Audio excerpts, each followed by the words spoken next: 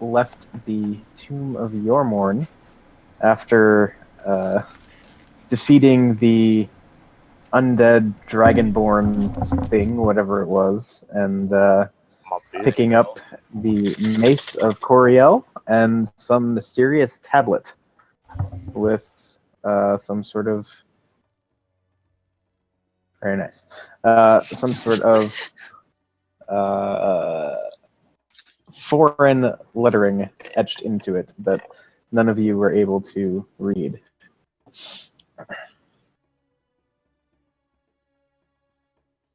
So you are now just outside the pictured place, with the stone just having folded back up behind you, and you are facing out toward the Whispering Valley, the canyon where you picked up Kex. And in tow you have an unconscious Bungdo, the remains of Barnabas, and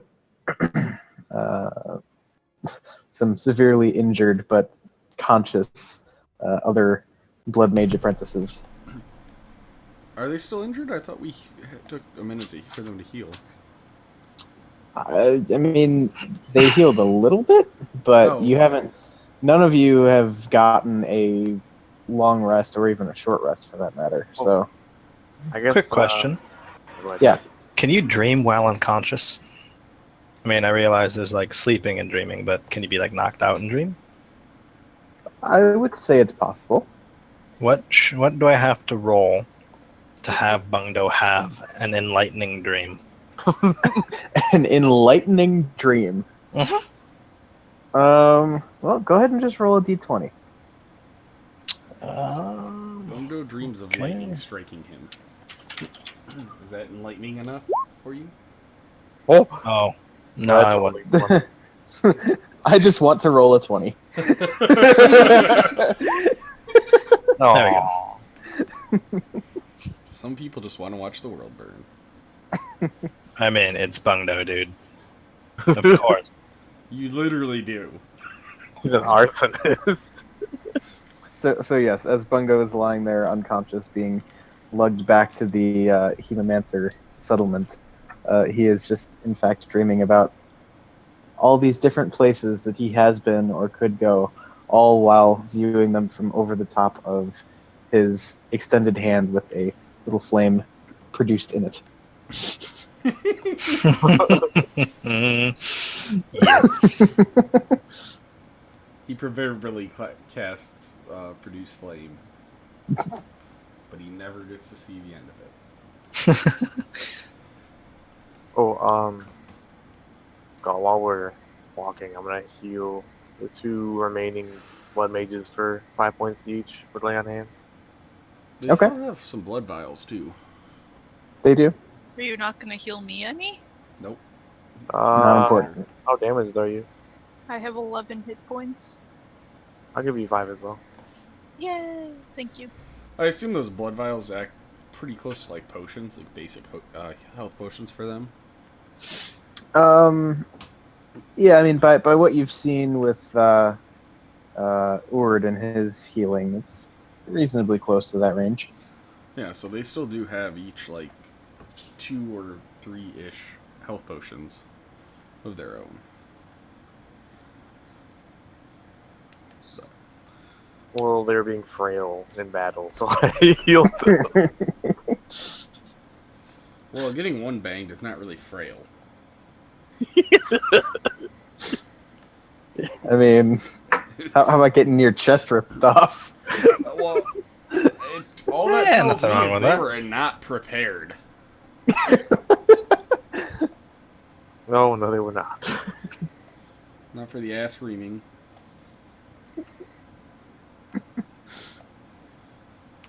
Yes, so in addition to that, let's also remember that both Bungdo and Trogdor are afflicted with a case of mummy rot. Yeah, so we gotta fucking move on. That's why I didn't heal us. Yeah, you guys you messed with the mummy and got an STD. Good job. It's a very memorable experience. Yep. No reason to get sand all in your insidey parts and stuff.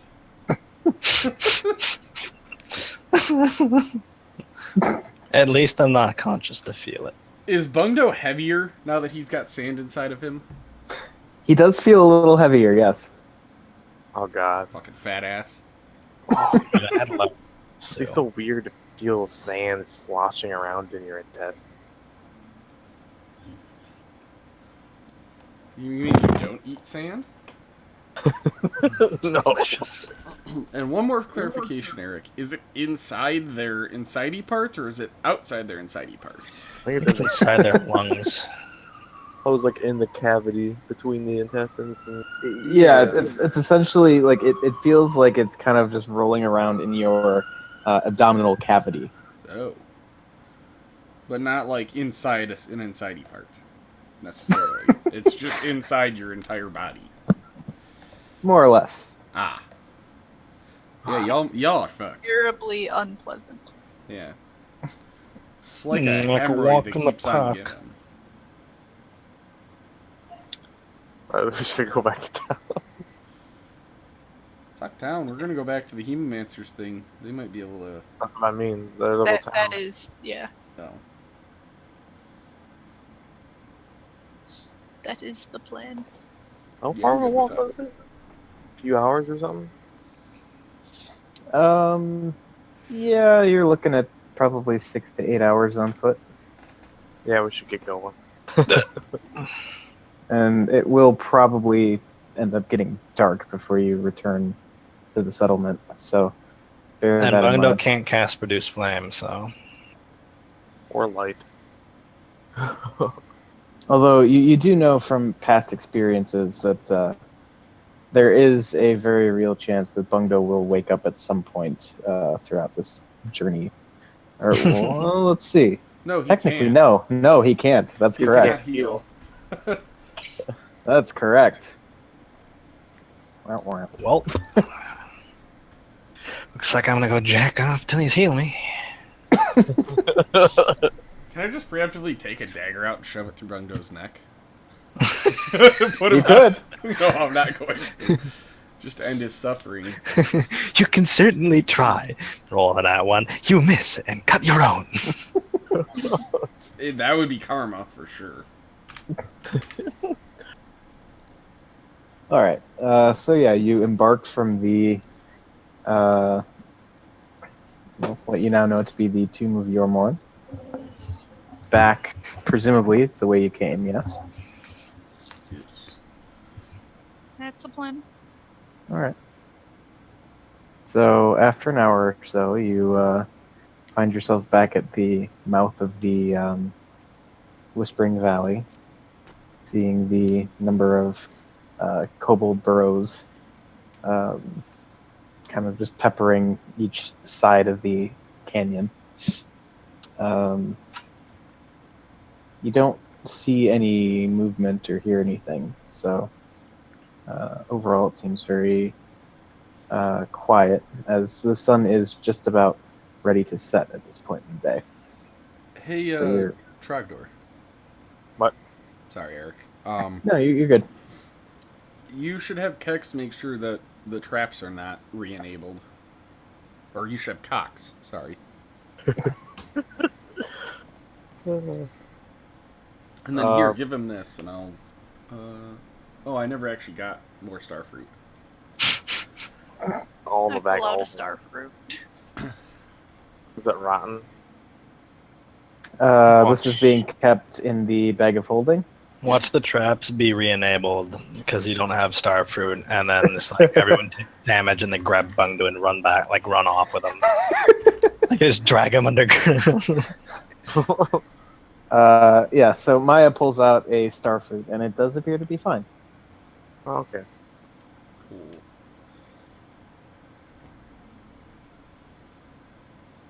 So you're gonna have Cox do that? Yeah, I'll. In Draconic say, can you go ahead and see if the traps are undone? I'll give you this starfruit. All right, he kind of nods and darts off into one of the tunnels, and few minutes, but eventually he does come back and kind of just pop out of the hole and run back up Trogdor and just kind of whisper in his ear, "Okay, it's all set." In Draconic, of course. I hand him the other starfruit. All right. I'm gonna ask him if he wants to stay with us, or if he wants to. I want us to leave him home here. Ask him He if he takes a wants to big. go on an adventure. He takes a big bite of starfruit and says, "Well, got more of this? Yes, we can have plenty of it. All right, lead on." Okay. Oh yeah. I'm gonna ask him if we should bring any of his friends or family. How much do you want to spend on Starfruit? I mean, we could have an army of fucking. That's what I'm thinking of. This is fucking Yojimbo starting. Just have an army of kobolds. An army of kobold you pay in starfruit. Let's not. What could possibly go wrong? Absolutely nothing. Considering they probably have the average IQ of like a goat, probably not very good. Last time I checked, goats can't talk. You don't know. It's the intelligence of beasts. You don't know that. Actually, goats I can said. talk. If you speak with animals, they can talk. Anyways, I am not amused. All right. So yeah, upon asking that, Kex just kind of shrugs and seems to kind of dismiss the idea. ah, okay. You already got one of these motherfuckers. You don't need more. More the merrier. This is not what I meant by getting more party members, Brown.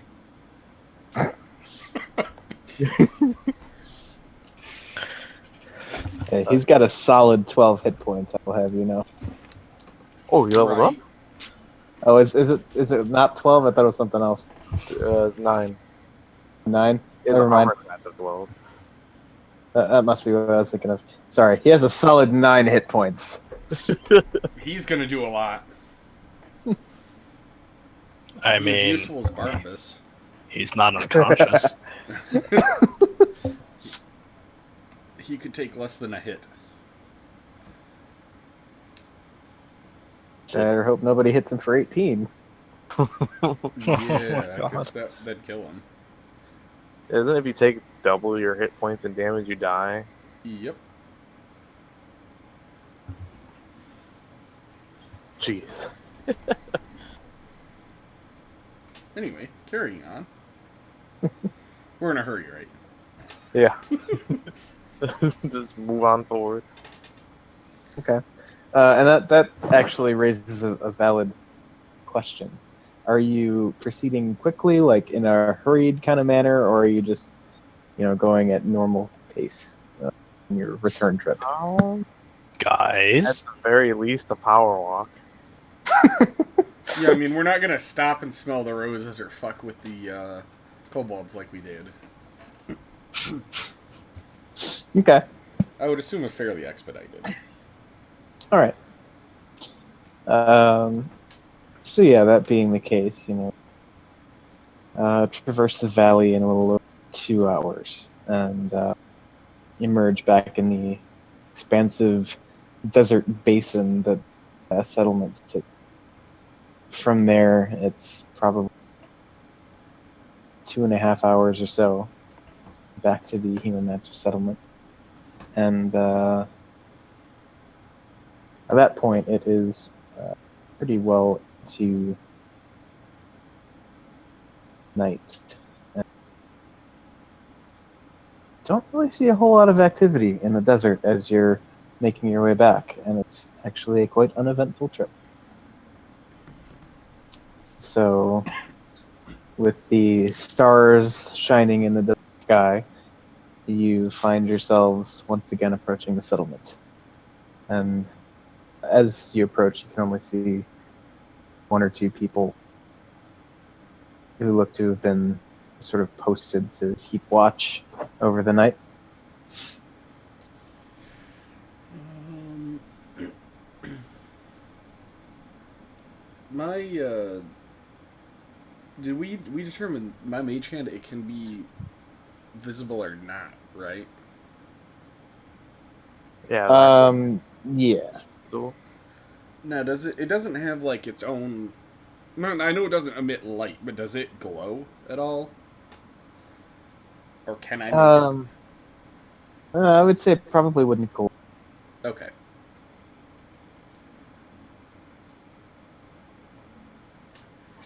Well, then I will just continue walking. All right. Like, to the village. Okay. So as you all approach the settlement, would you like to do either in the approach or you reach the place? Do we see the people? Like, kind of stand and watch or whatever? Yeah, you do see a pair of the apprentices just kind of manning the exterior wall. Well, as soon as we get into range, I'm gonna yell, "Get Naren! We have wounded and dead." All right. Upon you saying that, you do see one of kind of look over at the other one. There's a brief exchange, and that one takes off deeper into the settlement, presumably to fetch Naren. Okay, cool. And we'll just continue our walk, I guess. All right. So you're just gonna kind of make your way through the gates and two. Are you gonna go to his house or go to the square where you saw the sparring? Few options here. Well, I guess when we approach the entrance, the guard that's still there, does he signal for us to, like, keep moving, or does he stop us, or... He does signal for you to keep moving, probably because you do have a pair of surviving apprentices with you, All walking right. with you. We'll head towards And they Naren's. probably don't look all that healthy. No. I guess I'm gonna head towards Naren's then. Okay. I will too. All right. So, go ahead. I was just saying I'm going with the group as well. So, yeah, given the lead time that the guard had in getting there, as you were still closing gates, as you sort of make your way to the square which Naren's house sits, you see walking out his front door, following the guard that was sent to retrieve him. He immediately looks over at the group, sees the bloodied robes and, well, rather ominous-looking package that's slung over. Let's see, who was carrying the body? Was that Maya? Yeah. Okay. So the what ominous-looking package slung over Maya's shoulder,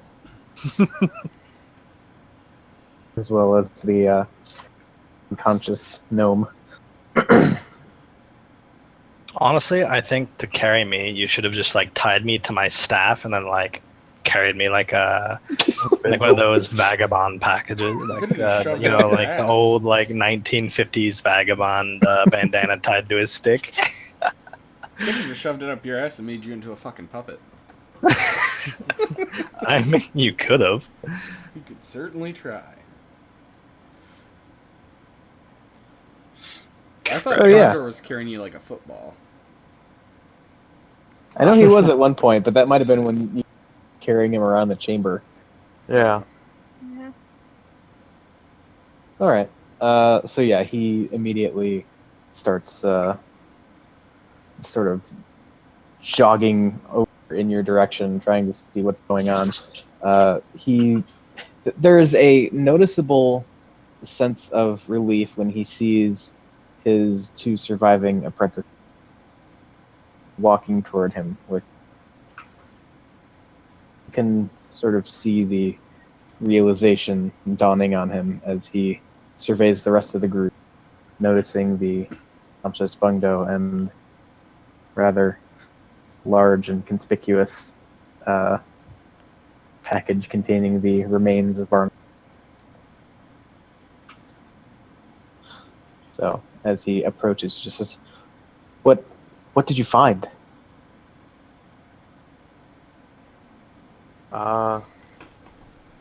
My deity had sealed away this mace, and well, in order to acquire it, we had to defeat some other undead-like enemy that was also sealed down there. An ancient evil. He was all wrapped up.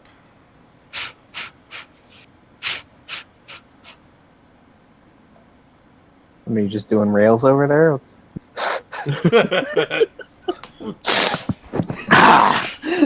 I was laughing. That's how Bungdo Like, sleeps.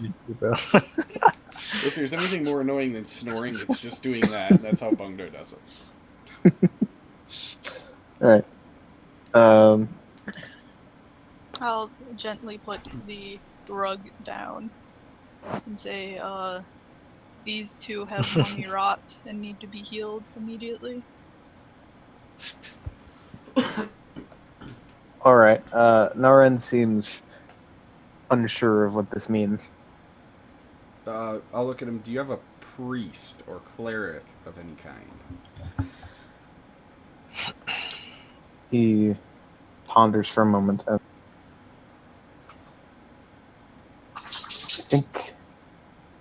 think one of the other travelers said. One of the other travelers said that she was a cleric of some deity. I will. Sadie's doing a concern. Yeah. Anyway, Naren offers to go and try and find the cleric of whatever deity it was. He can't remember because he took things. Yeah, so he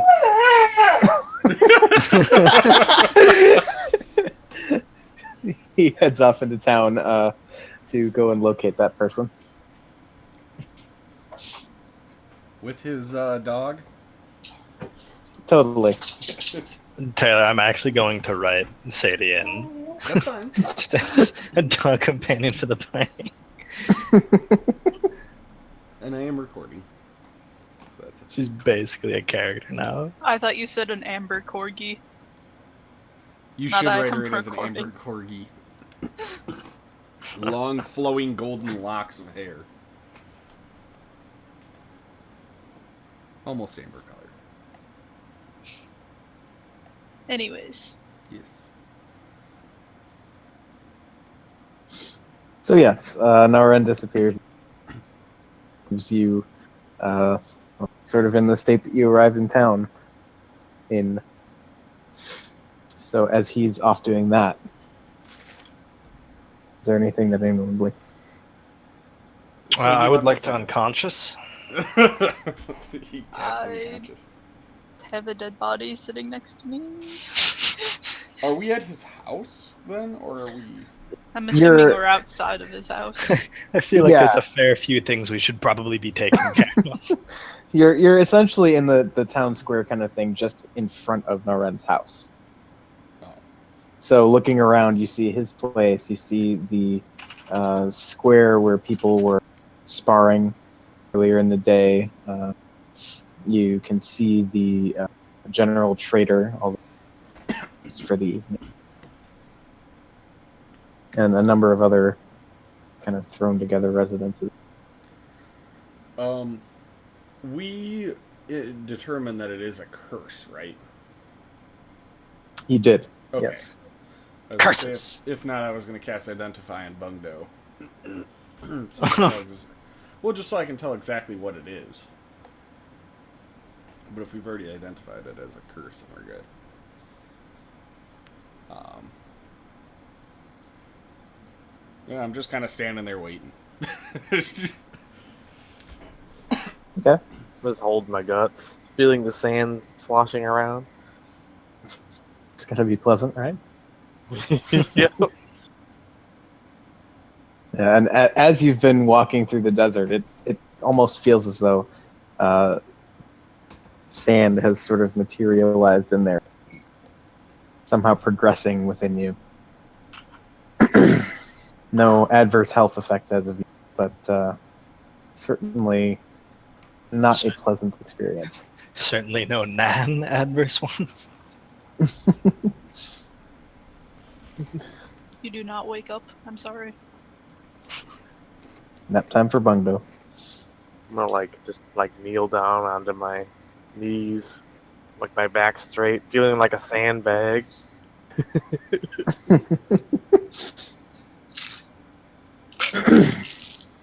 Oh, gosh darn it. What'd you do now? I forgot to take my pill. Why you do this? Because sleepy time.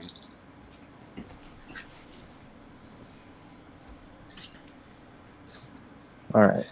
So after a few minutes, Naren does return to the square with a short, robe-clad figure trailing behind. You see, kind of taking in this newcomer, a of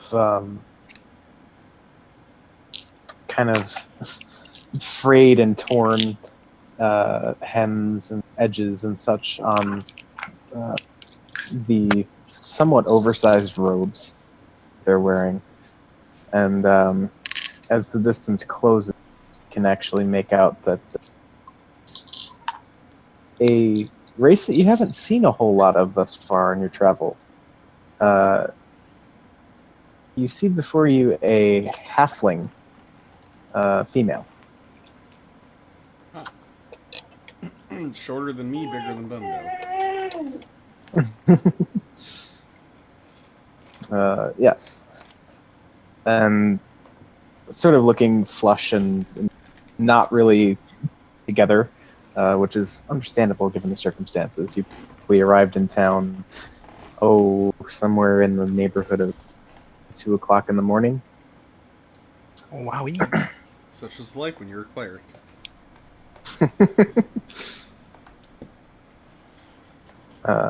And she, on her short little legs, comes as quickly as she can toward the group What is your and problem? is very concerned. Mm-hmm. And I feel like this very concerned being might need to go outside. I thought you brought her outside. I did bring her outside, but then it took us forever to get started. No. Rip. Yeah, God, Phil. Wow, wow, Yeah. wow, wow, wow, wow. All right. Well, I have a feeling this is going to keep up if I don't let her out, so I'm going to take her out. All right. I mean, I think it's like a nice spice to the story, but I don't want the dog to poop. So Nor do I. Sure. She seems to want. Oh. What? I'll be was right that back. was that the actual dog? Mm-hmm. Yeah, Yeah. this is the dog. That is an actual dog. I can confirm. I didn't know if it was like one of you two making the noise or not. Jesus, No, he actually does that. that's hilarious. Her. Mm-hmm. It is all her. They unfortunately are not voice actors. No, I am not. I sexually identify as a voice actor. Name from You Matt can Mercer. sexually identify as a potato. I don't care. Just don't try to stick it in me.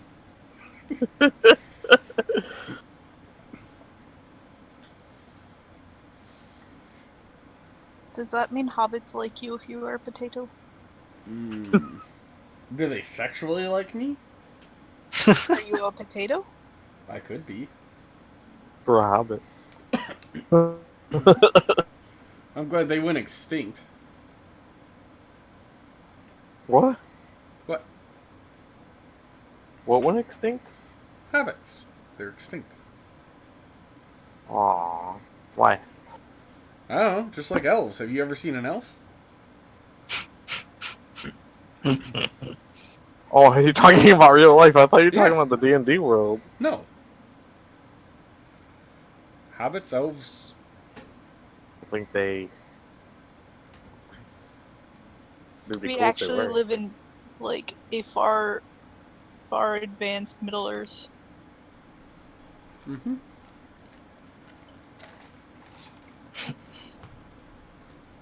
Middle Earth is Europe. Mainlands are, I don't know, Antarctica.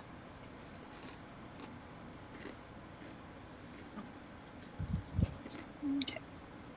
Makes sense.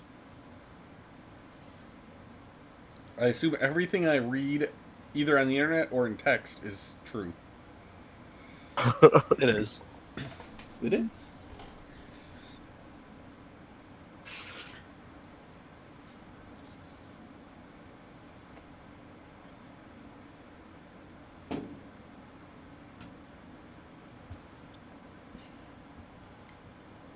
The suspense, though.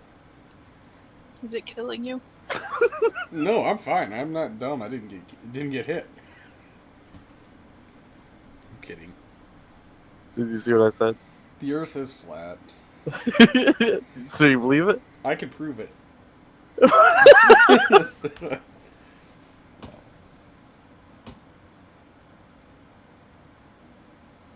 Okay. We now have a happy puppy. Is she quiet? I'm getting poopy. I'm getting a poopy Monday. You would be getting a poopy.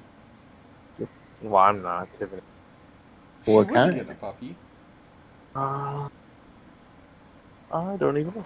I know it's something really tiny. Like when it's fully grown, it's only going to be about 10 inches tall and 5 to 10 pounds. So a rat. Yeah. She even calls them rats. Yeah. I like that. Here's your clothes. I'm just laying it It was a decision she made sometime today. Okay. Well, anyway. So yes, you see this halfling female approaching, looking like she just rolled out of bed, because odds are she did. And really not even saying anything so much as just walking up. She just kind of gestures toward whoever is carrying Bungdo, first and foremost. Who did we decide that was? I thought it was Zerthal or Trogdor. So. Yeah. I guess, yeah. Okay. Unless you forgot him. I mean, you know. We might have. I mean, And so ended the concept of Fair Tinker Mercantile.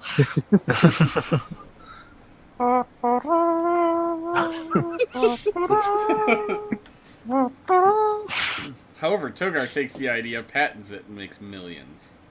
Oh, wow, wow, wow, wow, wow. Togar Edison. Yep. You caught me. I see what you did there. You sneaky. So, anyway, the halfling cleric sort of gestures toward Trogdor to go ahead and lay down Bungo. And she starts doing pretty general medical evaluation. Oh.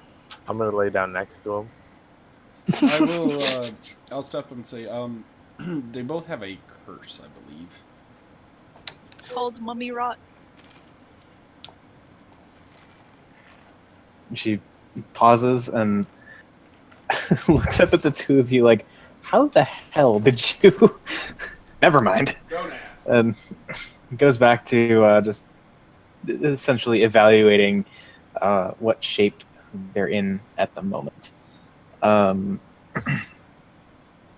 as she's informed that Trogdor is also affected, she kind of turns her attention that way and says, "What are you feeling? What does it feel like? Is there any pain, discomfort?"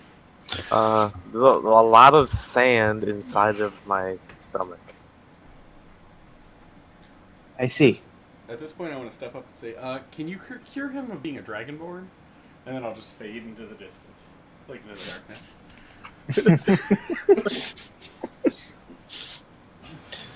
Not seemingly in the mood for joking around, she continues attending to her duties. You could have used the word menstruations. Would that make you feel better? Yes. Fine. Pretend I used it.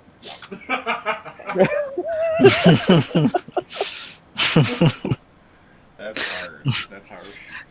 Jesus. So yeah, after another minute or so of just checking in to make sure there are no current effects visible other than what Trogdor has described to her, she then places one hand on each of the affected party members, and you hear her sort of muttering something. You hear her sort of muttering something under her breath, and there is this dull orangish glow that begins to emanate from each of her hands, from the palm, but you can see it kind of glowing out from underneath each outspread hand. And Trogdor, as you feel this, it's warm, almost to the point of being painful. Like But ting- what was that? is it like tingly, like I got butterflies in my stomach. A little bit, but it's better than sand. So, yeah, and then suddenly, as it sort of dies down, you feel lighter. Certainly less dense. You don't feel like you have loose bits of sand and sediment just floating around inside of you anymore. It would seem that you have been healed of your curse, rid of your curse. Bungdo, however, still lies unconscious on the cobblestone street in this town square, as he has still been unable to recover any hit points. There's just a body in the fucking street, and it's me. Is he cured as well? I mean, Give there's him some nobody hit around to tell points. you he feels better, but I'll try and heal him with my remaining 4 points. okay. And with that, Bungdo, you are awake on the streets of the Hemomancer settlement, having last had your eyes open, still in the Tomb of Yormorn. So when he opens his eyes, Bungdo just like jumps to it. Am I feeling good enough to jump to my feet? Yeah, I mean, you're functional. Okay, so mentally the adrenaline rush hits from thinking I'm dying. I jump to my feet, do a tumble roll. Do I have my staff? I probably don't have my staff. Yeah, So probably I not. just I stand and I just do like a little hop as I turn. Like I don't change position. I just hop twice, and then like that's how I change my angle of look. And then I hop a couple times the other way, looking for my staff. And then I realize that I'm in town, and I'm just kind of very confused. What the fuck? We're back in town. Did I have tequila? I don't know. You probably wished you had tequila. Probably. On a side note, Bungo, you do feel considerably less dense, and the sandy feeling in your insidey parts is no longer there. You were cursed. We healed you. Well, this cleric healed you. Did you have to do mouth to mouth? Unfortunately, not. She just shoots you a disapproving look. Thank you. And then I do a very obnoxious but serious or sincere bow. as I thank her for her help. All right. You're welcome. Are there any other afflictions in the party, or can I get back to bed? I mean, Just in my heart. Will you I marry think me? Tokar is a virgin. I'm afraid I can't do anything about that, and there are very few who can. Well, worth a shot. Thanks again. Thank you for your help. We are most grateful. Avandra's blessings, and she just kind What? of makes this vaguely, it's hard to decipher gesture, but you gather it's basically like sort of like crossing yourself, and then just kind of gives a gentle bow and Wait. starts walking back to her home. Wait. Yep. I was gonna. Before she walked away, I wanted to get up onto a knee and grab her hand and give it a kiss and say thank you. All right. Again, Classy she's motherfucker. yeah. It's okay.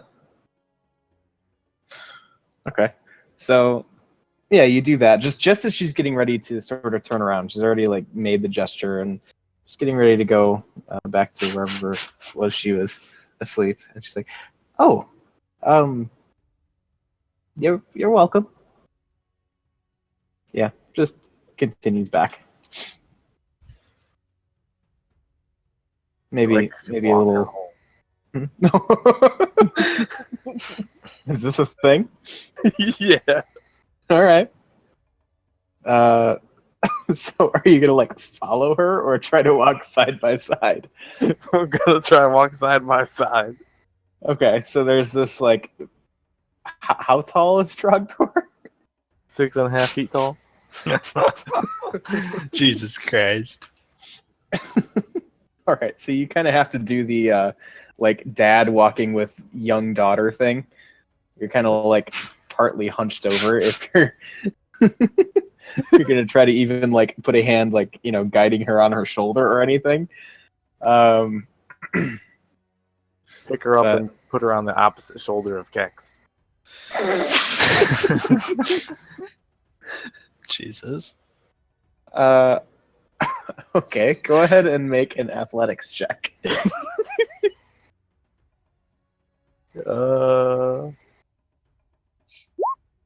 Rip. That's actually me, but yeah. I had my wrong name on. All right. So as you kind of bend down and try to scoop her up, she uh, tries to kind of duck out of the way, and it gets kind of weird because like you kind of start to pick her up, like you catch her under one arm, and you're just kind of like almost claw machine dangling her like the like a stuffed animal. She doesn't seem thrilled about this. I to say aloud, I was offering to carry you home. My legs work just fine, thank you. I do insist you helped my group out, including me. I'm 3 houses down on the right. Alright. Oh my God. I want to try and attempt to put her on my shoulder again. All right. As you put her up there, you says, yeah, she's hanging on, but more like for safety, because when you're halfling size, 6.5 feet is kind of a serious drop. She's like, what, 2-3 feet tall? Something like that? Yeah. Yeah, in that range. Comes up to my waist. All right. So, do you follow her directions in taking her back? Yeah, there's 3 houses to the right. Yeah, 3 houses down on the right. Alright. Okay. Point up to the other shoulder and say, this is Kex. And she kind of looks over. awkwardly kind of extends a hand, like, nice to meet you. And Kex just kind of like not understanding what was even said. Just kind of looks at her and then looks over at Trogdor. And you kind of catch like the side eye. Actually, go ahead and make an insight check for Trogdor.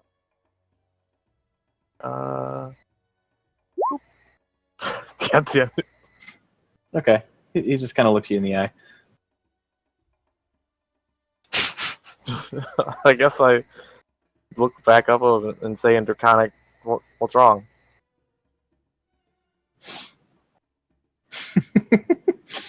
At which point, Kex just kind of says, "I know what's going on here."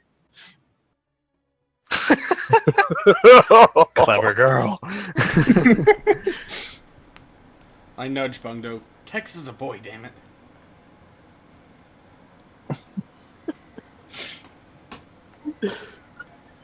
I cast a mage hand and it goes over your head. I cast my own mage hand and put it higher. Oh my god. He's been awake for 5 seconds and we're already having a pissing contest. The worst part is that it's still going over your head. It's so what? It said going over your head, clever girls from Jurassic Park, and so I I, know made that. a mage hand go over your head. Yeah, Oh, I know. fuck it. I'm pretty sure we had the Jurassic Park conversation last week. We did. Anyway, I'm gonna look back over to the woman and ask her what her name was, because I don't think we introduced herself. you were not introduced. No, things are a bit hectic, but yeah, she says, "I'm Illyri." Can And you you are? type that? Sure. Thank you. Is Nice to meet you, Illyri. My name is Trogdor. From Yordhall.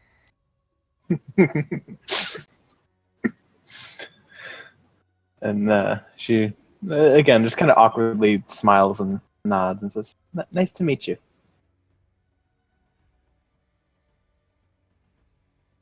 Can you let me down? Oh, we're having such nice conversation. I pick her up and put her down. All right, and once again, as she kind of hits the ground, you see her make this kind of sign in your direction, and again, subtle bow. And before she finishes turning around, she does say, "Good night," and just kind of walks over, puts herself back in the door, kind of having to stand on tiptoes to reach the handle. Same time tomorrow? No response. Oh. I guess I'm gonna take Kex and go back to the group.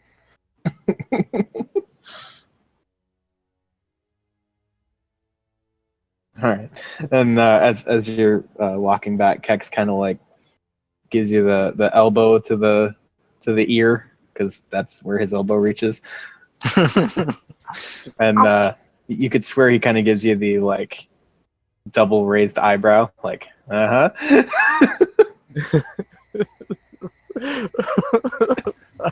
him, what's up with you?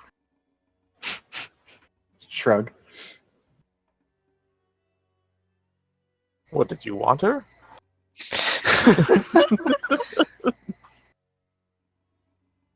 He just says, "Didn't you?" I mean, sharing is caring.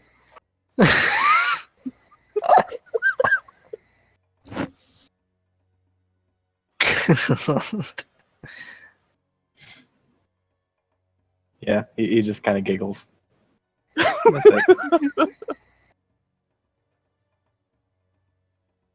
it. Keep going to the group. All right. Naren is back, right? Yes. Yeah. He brought Illyri to you and has been Okay. there. We have unfortunately I'm gonna talk to him, and Mhm. I just say, unfortunately, not all of us made it back. And I nod towards, my bag. And just kind of seeing the direction you're gesturing towards, and he, A roll. It's a bedroll. oh Not yeah, a bed bag.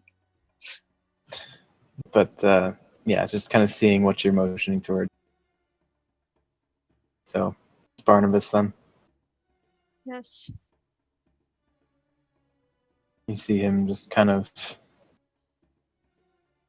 pause for a moment. Kind of the silent, almost gulp as you're trying to repress sort of emotional outburst, and he just nods and gestures toward a pair of other apprentices who have sort of made their way up, seeing that there's obviously well, something to be seen here. Does Bungo see this exchange? I would say yes. So I walk up to him a little bit. I guess she's saying that. And I say, "I'm sorry for your loss, friend. If it's any consolation, he died bravely in battle. He fought well." Care to make a deception check for that one? I can. Because he didn't really get a chance to fight at all. Yeah, he doesn't know that.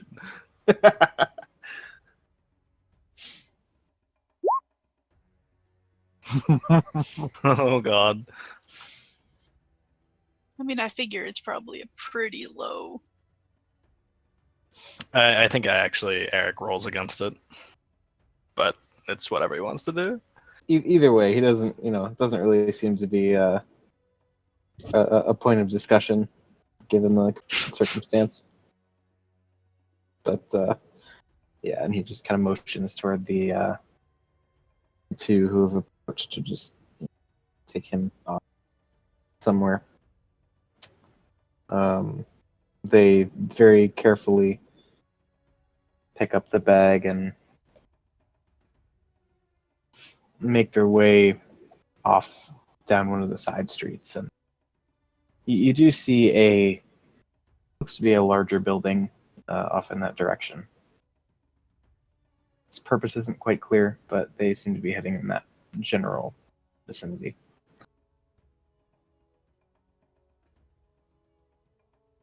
So, what did he give his life for?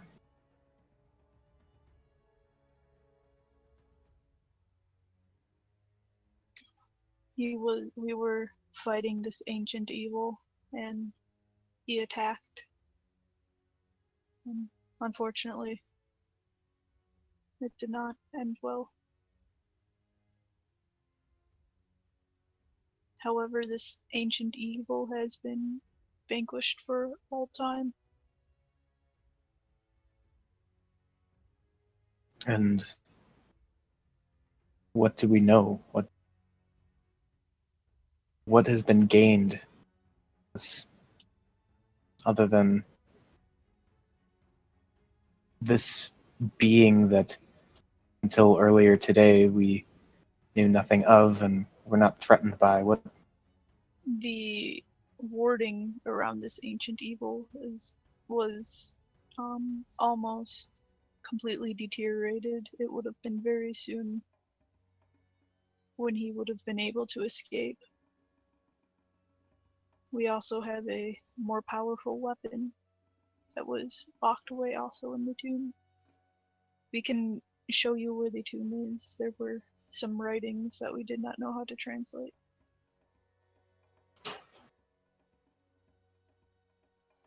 And to clarify, did you decide to leave the tablet, or did you decide to take it with you?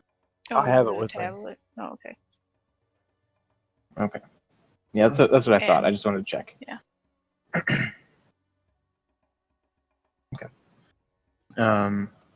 Are you Maya, now that Becca remembers, is Maya mentioning the tablet, or are you trying to keep that under wraps? I'll mention the tableau. Yeah. Okay. Um, and so Naren kind of seems to ponder for a moment, and this tablet. Do you have any idea what it does? I would have no clue. I have no experience in such things.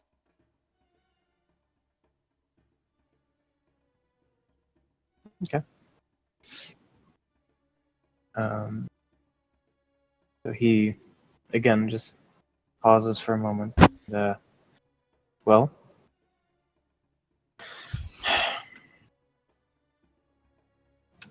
it seems as though this is something that was meant to be found. Another, as fate would have it, whatever this thing is now in our hands. We should do everything we can to discern its power, its uses, so that should the need arise, we can harness whatever power this thing may have.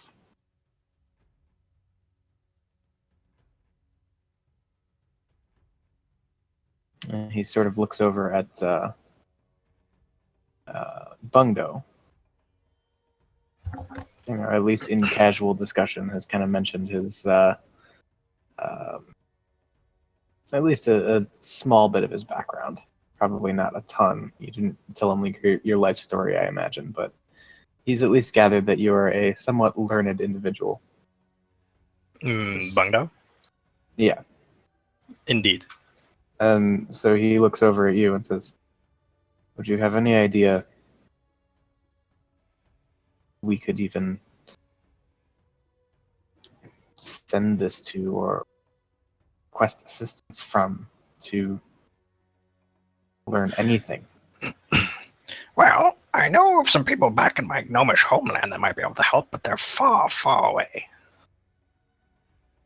I suppose I could take a look at it and see perhaps maybe there's someone we've met along the way, but offhand I can't think of anyone. Don't do it, Chuck.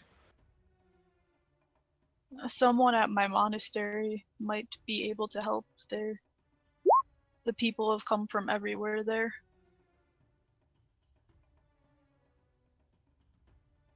He kind of nods and says, it's a good idea.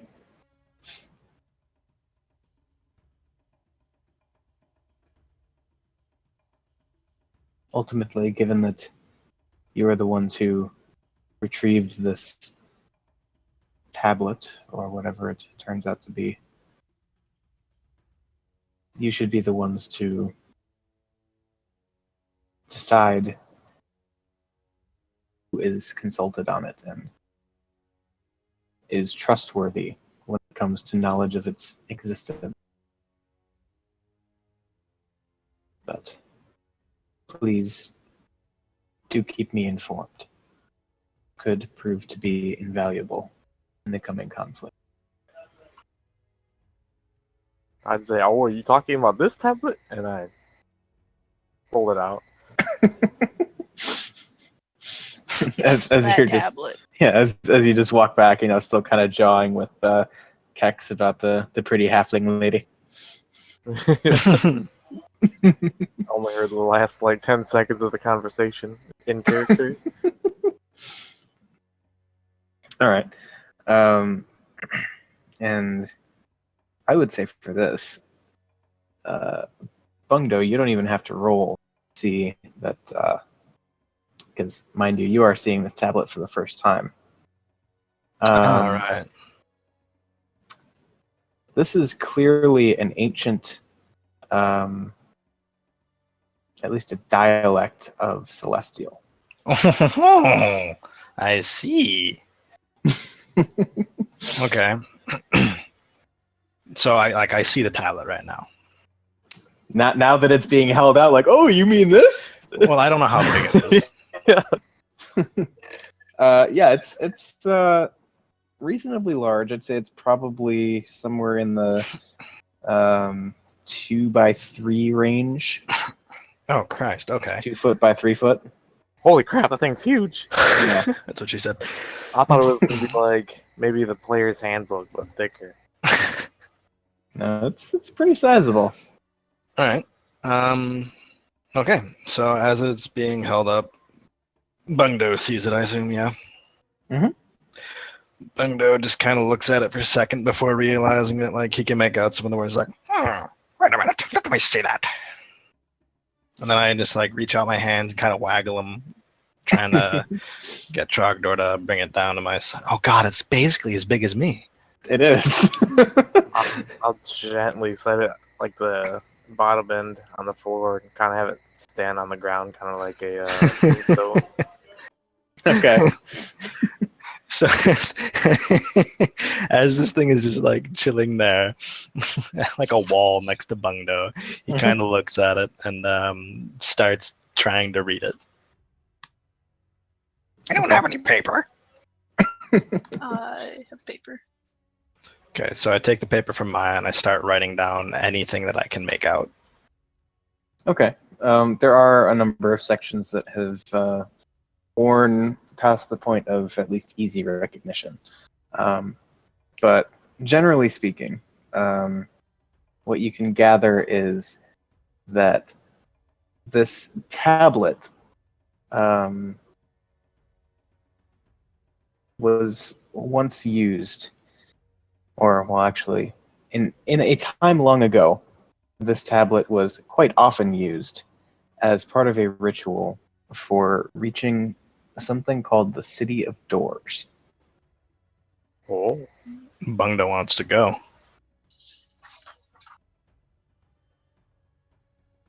Have I heard of the City of Doors? No, you have not. Okay. I think that's the new place I had a vision of, but I don't know. Can Bungdo do a history check? So if Bungdo knows Celestial, I assume that he's, done practice with Celestial stuff. Like there's got to been something that he's, lore or whatever to learn it. Am I able to do a history check to see if I've heard of it, or Um, is that too much? I would say, you know what? Everybody, go ahead and well, let's see. In Bungo's case, it would be a history check. I would say Maya could probably make a check for this. That would probably be religion for Bungdo you. members. But I do a religion check too. Yes, you can. +0, but might as well try. Nope, never heard of it. All right. So Bungo remembers from some sidebar of a sidebar in some several thousand-page tome something about the ramblings of an individual who claimed to have traveled to a plane that has thus far not been confirmed to even exist. And in this plane, there was allegedly a massive, sprawling city with places of worship for every known god in the pantheon of the known world. And lining the sort of exterior walls of the city were just massive numbers of doors of all different shapes, sizes, um, decor, themes, that all led to different places throughout the multiverse. Oh, sweet baby Jesus. Using this tablet, we could go to the abyss or the void, or whichever one it was, and grow Kenku.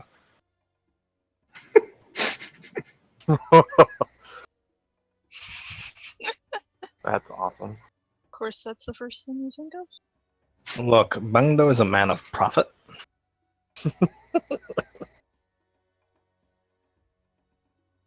Profit and adventure. The adventure comes in getting the profit.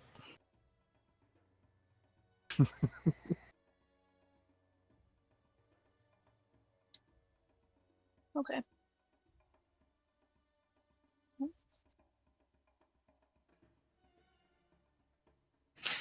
Do you want to try to get to the city of Dorn, or wait until we need to? Who is that directed at? The group. Well, I mean, I suppose we could go back to the city first and then see if we can find anything else about this. I don't think we know enough to be able to get there yet, so we still need to resupply.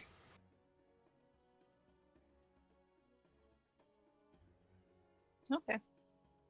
However, I guess I mean- don't mind either way. Thanks. When one door closes, another one opens. After he described this place, did I recognize it from the vision that I had? It did sound an awful lot like what you saw in your vision. I'm gonna urge that we need to go. I don't know what for, but I feel like something's there. Well, you're the one with the god speaking in his ear. It's actually a kobold. It's in the other ear. The god is speaking through the kobold.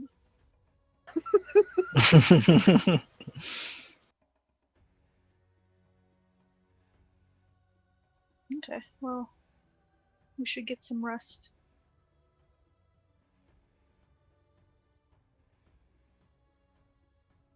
Where can we sleep? Didn't we find like some barracks for us earlier?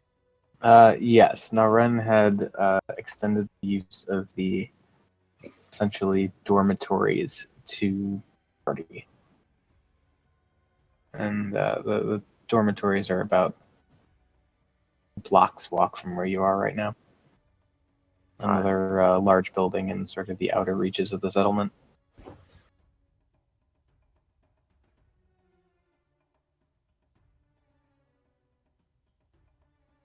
Okay. Well, I will go over there and drop down the bag of holding and sleep. It's kind of falling into bed and sleeping almost as soon as my head hits the pillow. Yeah, it's been a long day. Yeah.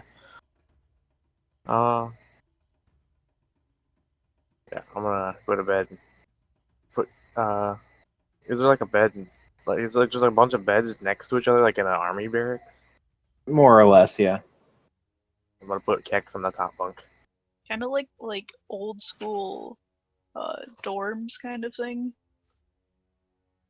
Assuming Kinda, sorta. like Oh, for yeah. Like the old those- English ones where they're Yeah, like a boarding boarding school. school. Mm-hmm. Yeah. That's what I am imagining.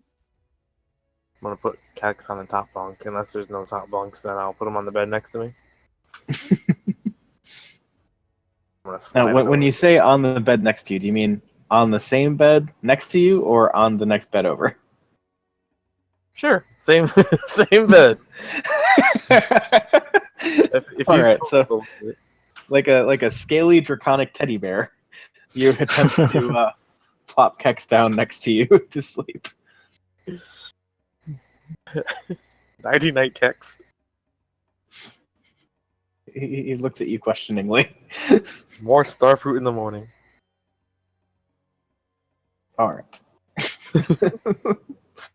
He just kind of nods, and before any of you are really settled in, besides perhaps Maya, who, after carrying a corpse through the desert, is probably quite tired. You hear just like the faintest kind of like snuffling snores coming from Kex. Aw, so cute. And what time is it? Ish. At this point, you're probably looking at 2:30, 3 in the morning. Wow, damn. Okay. I'm sleeping until like 11 or 12.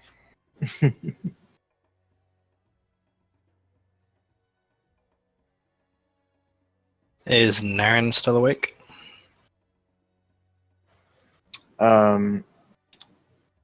I mean, would you like to go to his house and see? If it's this early in the morning, nah. All right. He's had a long day. I won't bother him. Any other day, Bungdo would, but his friend didn't have too hot of a day.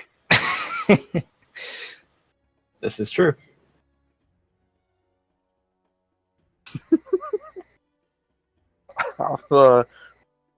Just to myself in my head, just as I'm falling asleep, whisper a prayer to Bahamut to guide his passage. Okay. Quick note: is there any sand on my bed at all? There may be the odd grain here or there. Okay. Because I'm going to do a perception check to see. Okay.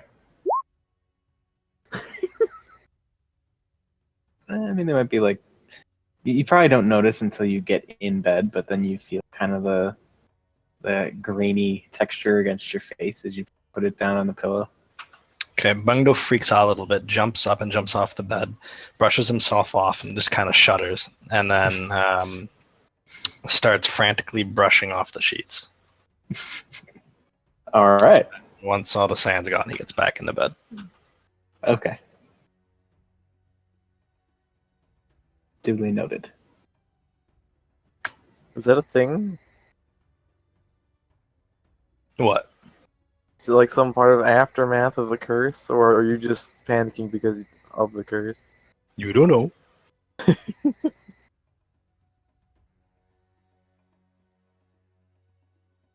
PTSD.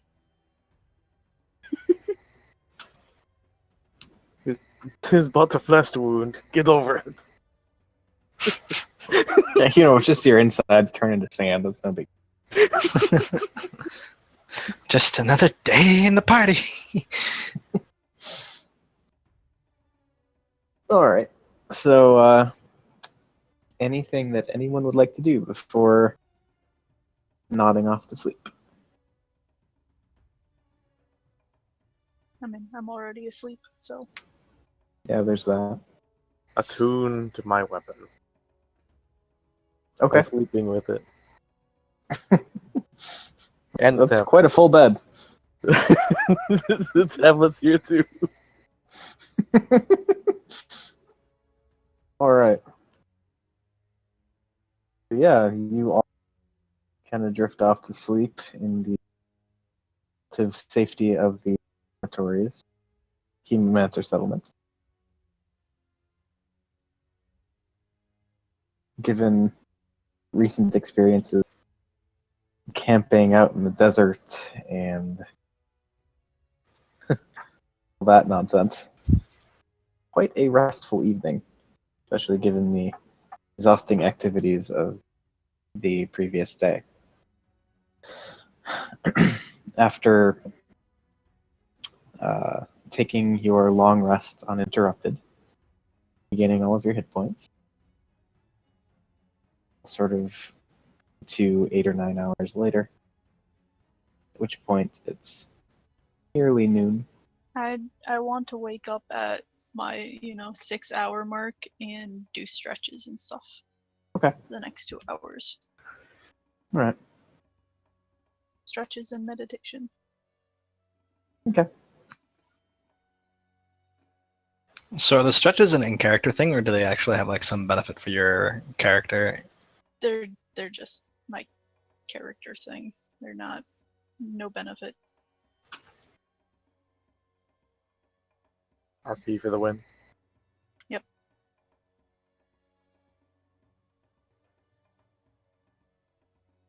That's just what Maya does. All right. So, what's the plan as you all do and get ready for the next day? What's the plan for today? Did we decide on that yet? That's what we should decide now. Okay, well, I look around for Naren. Okay, meaning once you're up, leave the Yeah. dorms and. I just get up, kind of get dressed, and then walk out. Okay. Um, and presumably you really look at his house. Yep. Okay. You do see that the curtain that's kind of drawn across the doorway is held off to one side and seems to be open, indicating that he is at least awake and about. I walk up to the door and then I knock on the top of it with my staff. Okay. After a moment, you do see him kind of walk into view and says, good morning, my friend. Hello. What can I help you with? I was curious. Do you happen to have a library? Perhaps something with Library. tomes or scrolls on blood magic? We do not keep much of our discipline in writing. It is must be innately learned and mastered. Well then. I suppose I would need a tutor proficient in it then? That would be a good place to start, yes. Well, do you have any instructors that are looking for an adventure? Looking to get out? See the world, perhaps? Bring back knowledge of other things to your tribe? He ponders for a moment. Oh, I'm afraid we're trying to build our forces here for the time being. But you're certainly going to stay and study with us should you find that to be a wild pursuit. But how many hours would it take for me to learn how to conjure something? A weapon of sorts. That would depend on your innate affinity for such things. Bungdo readies produce flame, juggles it in his hand for a second, and then dismisses it. Noran doesn't really seem to react to that. Oh, okay. This is more than simply harnessing the magic of nature, power of nature. This is reaching within oneself, mastering that which gives you life. Bungdo puts his hand inside his robe near his crotch area and just kind of scratches it. And then says, Well then, thanks anyways. Have a nice day. and starts walking away. And you as well. Back to business. I do kind of like a half side bow as I'm walking away. Okay.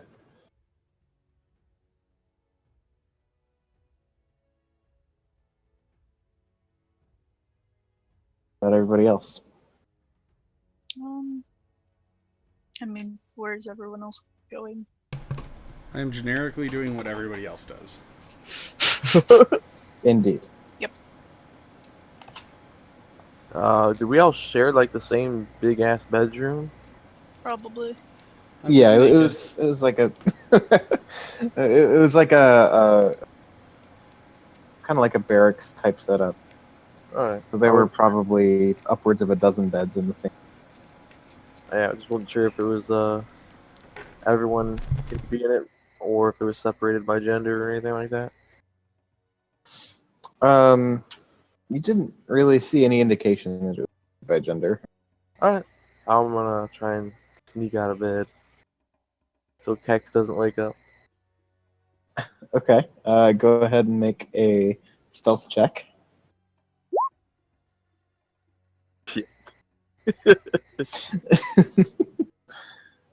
um,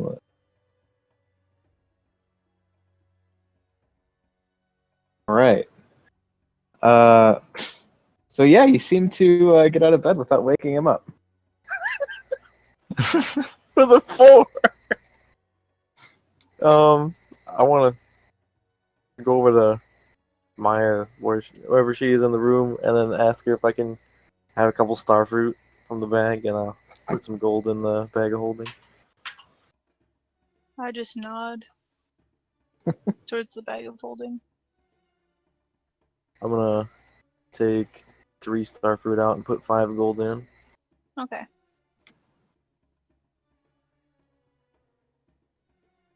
I'm gonna go back to the bed, and I wanna just lay the star fruit on top of Kek slowly without trying to wake him up. Okay. Go ahead and make another stealth check. Uh, 4. Like dropping it on him. Oh, let's see here. You managed to place as many starfruit as you'd like on Kex without him waking up. There's 2 of them on him. Like one up against like his cheek, and then another one like on his stomach. Okay. He's still just fast asleep. Just... I'm gonna like try and like gently like poke him in the side and tickle him with my one finger. Right? And just as you begin to like make contact with his side, he like jumps awake. At which point the starfruit that you put like on his stomach just kind of rolls off. He's like, ooh, and he looks over, and he kind of turns his head and notices the other starfruit next to him. Like, kind of looks at the one, looks at the other one, looks back at the one, and without even like using his claws or anything, he just kind of like rolls his head over to one side and just takes a bite out of the close one. There you go, my little friend. He just kind of like nods in your direction as he's just.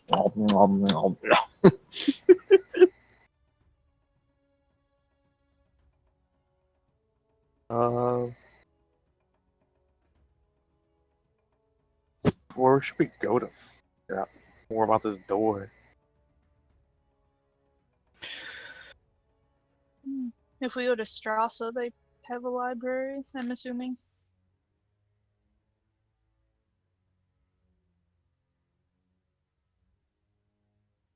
Just break the tablet over my knee. You could do that. No. Well, I mean, it might not be a big deal as long as Bungno gets another high history check. Well, you're a sage, right? Bungno? No, Trogdor. What? Are you a sage? For my background? Yeah, I No, think Bungdo might be actually. I thought someone Yeah, was a sage. my new character Sunday is. What are you now? Far Traveler. No. I'm a researcher. Well, that's a feat. Never mind. I don't Background would be at the know. I don't top. know where. Yep, Sage. Okay. So you know where to find information on this. Oh yeah, I have like a +7 to history. No, I mean part of the sage background is Yeah, you just know how to look things up. you Dude, know truffle pig. where you can find information on this. Bungno does sagey things to try and know where he could find things. He does sagey things. All right. You probably just remember where you originally read it or something. Well, the issue with that is that it's quite possibly in the Gnomish homeland. There is that. To the Gnomish homeland. Expansion. So, yeah, I would say with his sage knowledge, Bungdo has a good idea that you could probably find the information you're looking. Well, on this continent, would be essentially two likely places, being Strasa and Ramsgate. Well, If you I'd would tell like that to the to, party. okay. Um, If you'd like to expand that, there are of course libraries with which he is quite familiar. Gnomish homeland, the long voyage away from Strasa. Although you are at least on the right side of the continent to take that voyage. yes. Honestly, it's up to the party where they want to go. If we do end up going to the Gnomish place, I can show you guys all my Gnomish culture. We could learn more Gnomish on the way. What places did you say in this continent where there would be knowledge of it? Strasa and Ramsgate. Okay. Well, do you want to try Strasa first, since we are fairly close? Yeah, we'd have to go there anyways, Yeah. so might as well. I mean, we could go to one of the other cities on each side.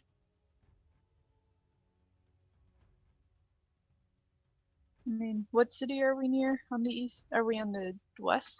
We're on the west, right? You are sort of in the southeastern reaches of the continent of Kyria. Okay. What's that other city on the southeast? Well, northeast of us? Logrodar? Well, there are a number of them actually. Rigo? So you've got closest to your location, probably be Brada to the northwest, with Fragos being a close second to the northeast. Okay. Yeah. Oh, we're that Nice. close? Like that far away from Strasa? I'll be right Yeah. back. Sheesh. Well, let's go to Strasa, since we can find information there.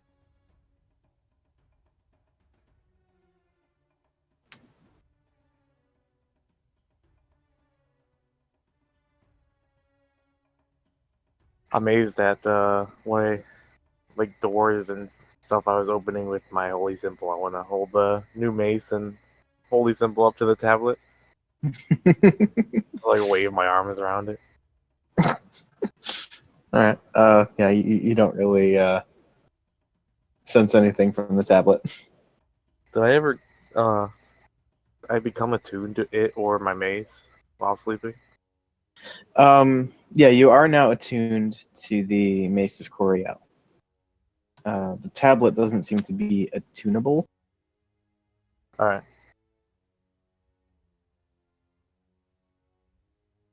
Did I learn anything about my mace? What was that? Did I learn anything about my mace?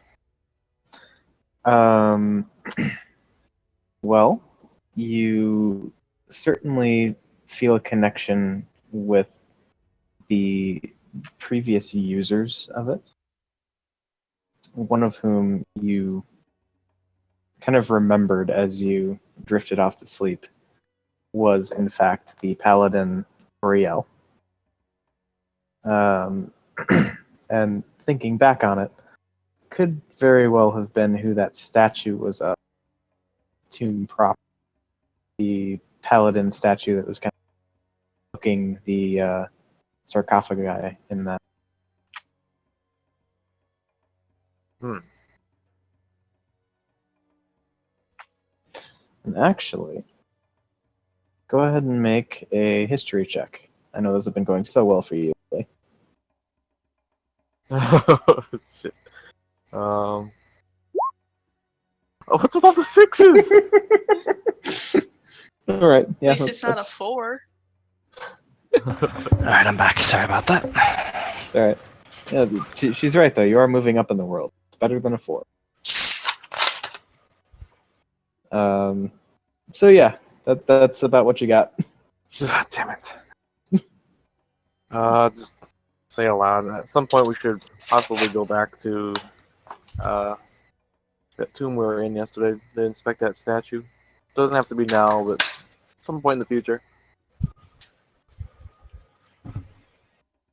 If we're in the neighborhood. I mean, we could probably do it on the way to Strasa.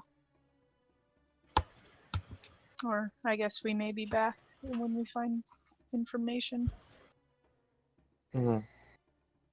And for reference, the tomb is approximately in the exact opposite direction as Strasa. Yeah, just as for leaving.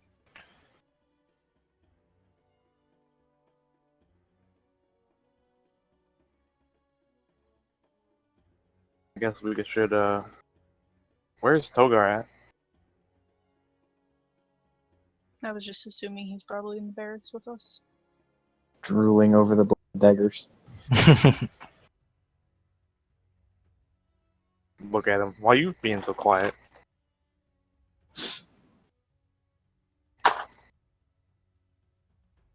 He just shrugs. Where'd he go? Taylor? Talking to Andrew instead of playing D. He's listening. He's probably just got Andrew there. Yeah. Oh, Just yeah, giving him yeah, shit. he said he was- Forgot about that. It was like an hour ago. Yeah, it was. Long ass time. Oh shit. So it is. Yeah. Doesn't care about D&D today. Anyway. Yeah. So anything else that anyone would like to accomplish the settlement here? I want to fill up all our water. Yeah, just thinking about that. Fill up that barrel. Okay. Good Probably idea. use a little portion of it. And yeah, so as a matter of fact, when you open up the barrel of water, you notice that there is a pretty thick, nasty bunch of.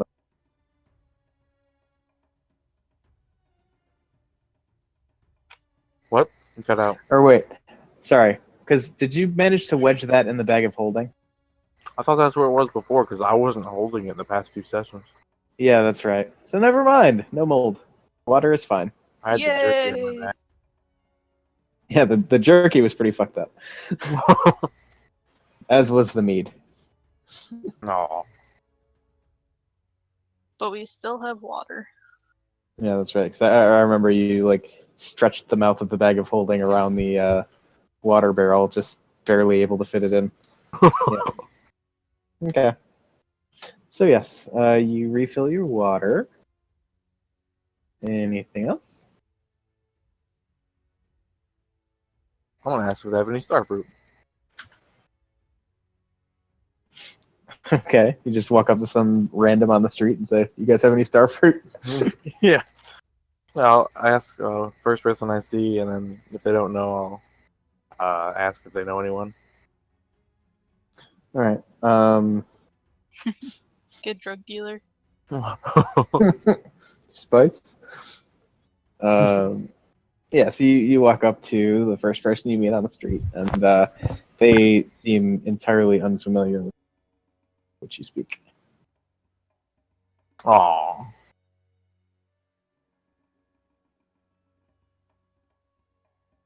So I'll be on my way then. Go and say goodbye to Nara and that we will speak in the future. I hope.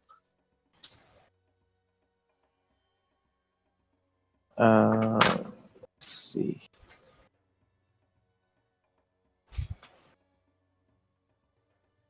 All right. So as you go and say goodbyes to, you're about to head out the door. interjects at the last moment. Oh, one moment. And he makes his way toward the back of the house where you've seen him fetching cups and things of that nature from before. And he reemerges from this back section with what looks like just a kind of simple stone bauble kind of thing. Kind of just holds it out in the general direction of the park, seemingly not caring which one of you take. Just that one of you does. I'll grab it. All right. And as he hands it to you, he explains that this is a sending stone. What does that do? What this does is it allows for the casting of the spell sending once per day. And what that does is it allows you to send a short message to any creature with which you are familiar. You can send the message across any distance. Isn't that the one I can go even through like dimensions and stuff? As far as you know, yes. I will put in my pocket. Okay. He also informs you that he has a very similar item, and should he need to reach out to the party, he will do so by casting sending and delivering a message to one of you. Is it one per day or once per day? What did you say? Yes, once per day. Okay. Pretty cool.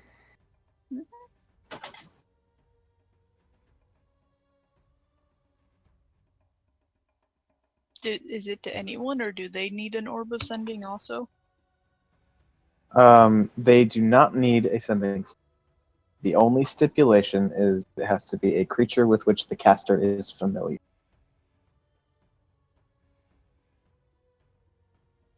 Let's Okay. go ahead. The person who receives the message, can't they reply without having to cast that spell as well? One short message back. Let me verify. Sounds about right. Yes. So the full wording is send a short message of 25 words or less to a creature with which you are familiar. The creature hears the message in its mind, recognizes you as the sender, and can answer in a like manner immediately. The spell enables creatures with intelligence scores of at least 1 to understand the meaning of your message. You can send the message across any distance and even to other planes of existence. But if the target is on a different plane than you, there is a 5% chance the message doesn't arrive. Ah. So what do you do? Just like a roll 20, and then if it's a 1, then it doesn't work? Or 100. Oh. Either one works.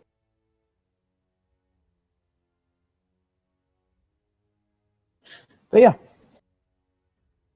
Okay. and with that, he wishes you all safe travels. And again, asks that should you find anything else out about the tablet, you relay it to him. Essentially, he's just trying to plan for whatever conflict might be on the horizon with this dark force he keeps telling you about.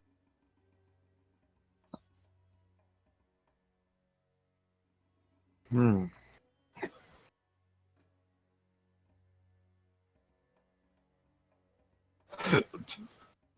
So, on that note, is there anything else you'd like to do while you're still here at the settlement? Here at what? The The settlement. settlement. What's the surrounding area like? So, Desert. yeah, it's it's like all desert for several days travel. You're looking at least 2.5 to 3 days walk back to Strasa. if that's where you decide to go.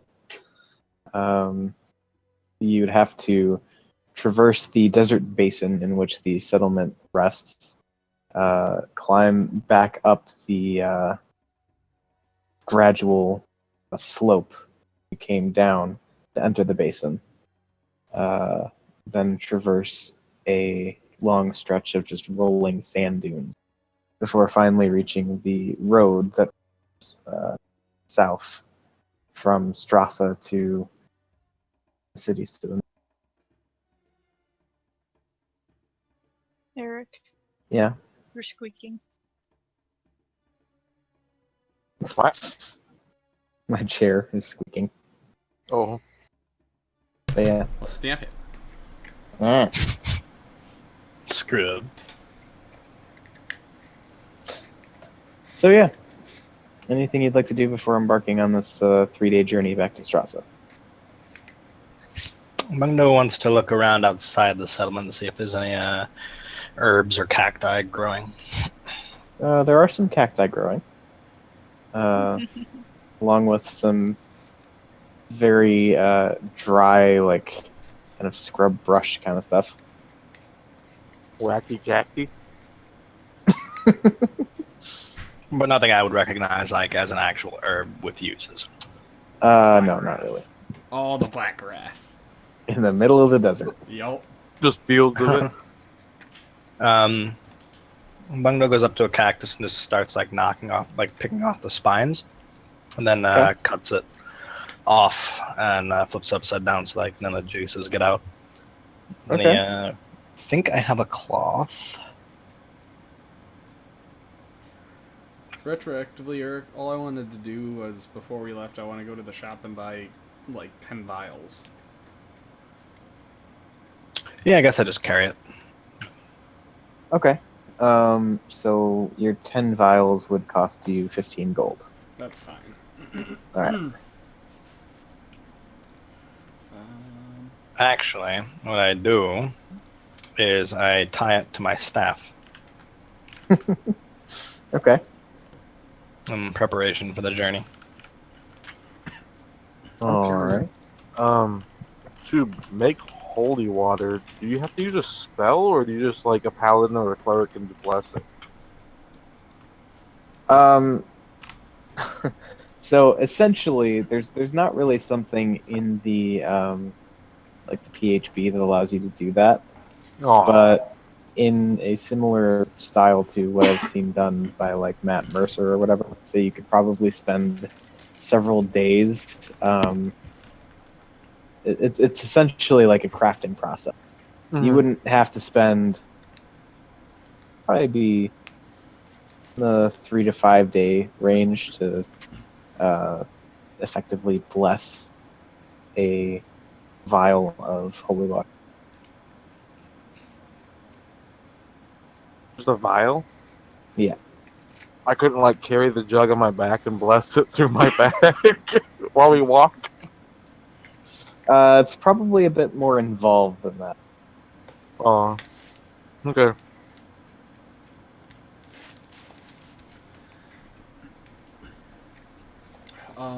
Just out of curiosity, when did I get those vials? Was it last night, or could I have gotten them, or... You could have gotten them. Well, no, you couldn't because you didn't get back into town until like 2 o'clock in the morning. Yeah, I didn't So know if he was, like, just kind of a dude chilling, selling shit, or... yeah, no, he kind of had a storefront set up and he was closed, but then you got back in town. Okay. So, assuming you got a long rest in, you probably picked him up somewhere in the 10:30 to noon range. Alright, in that case, then, I'm going to pull the jug out and say poison. Okay. And it fills up with poison, I take it? Yep. Completely. 2 gallons of poison. I can get a half ounce. I know. I want to fill as many of the vials up with poison as I can. Well, Oh, half ounce the ain't much. half ounce. Yeah. Well, okay, I'm thinking vials are like shots.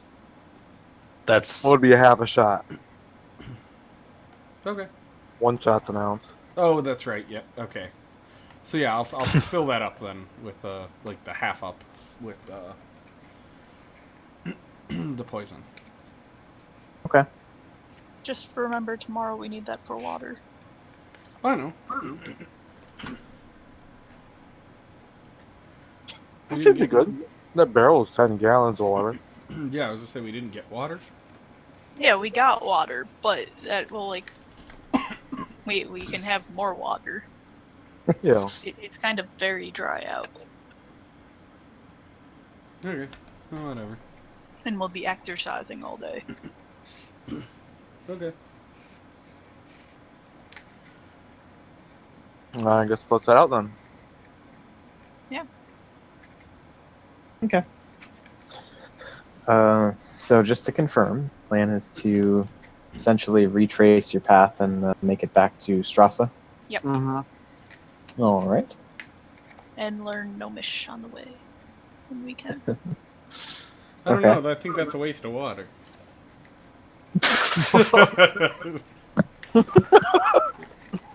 Just, I'm kidding. All right. So yeah, you the settlement said your goodbyes to Naren and the others you've met in your time there. Um, within a little over an hour, you reached the kind of edge of the basin, natural ramp of sorts that you descended to kind of circumnavigate, just scaling the cliff face or descending the cliff face way in. Within probably 4 to 5 hours, you find yourselves at the point in the edge of the basin where you first laid eyes on the settlement. And the travels thus far have been pretty uneventful. At this point, you turn and proceed back through the desert, through the rolling sand dunes that you remember traversing on your way in. Same general region where you fought the troll in the Colette earlier on, although you're currently on the other side of that. After a couple hours walking through dunes, you do feel the efforts of the day beginning to wear on you. The feel that you may be risking exhaustion if you press on. Um, and we're how far out? Like a day or 2 days? You're 1 day out from the Hemomancer settlement now. It's probably another day and a half to 2 days to get back to Strasa. Okay. I will find a rock and go to sleep. Isn't like 8 hours, so it's more like, what time is it now? Like Well, I think for the 9? day of walking. The Yeah, day's you're worth of probably walking. looking at 9 p.m. ish. Okay, so we'll eat dinner of starfruit. I guess set up watch and some torches. See if me and Trogdor, well, me and then Trogdor, so we can have the torches lit up for us. I don't know if I have any more. I do.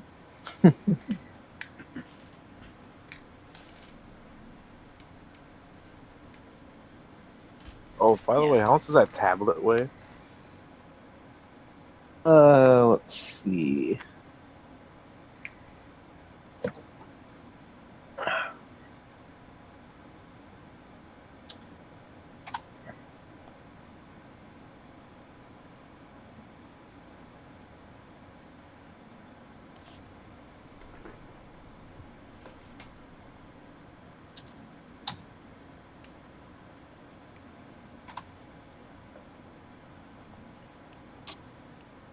So that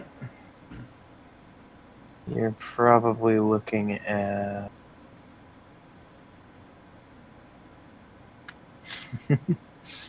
well, given that it's a somewhat thin tablet, probably in the neighborhood of 50 pounds. Hey,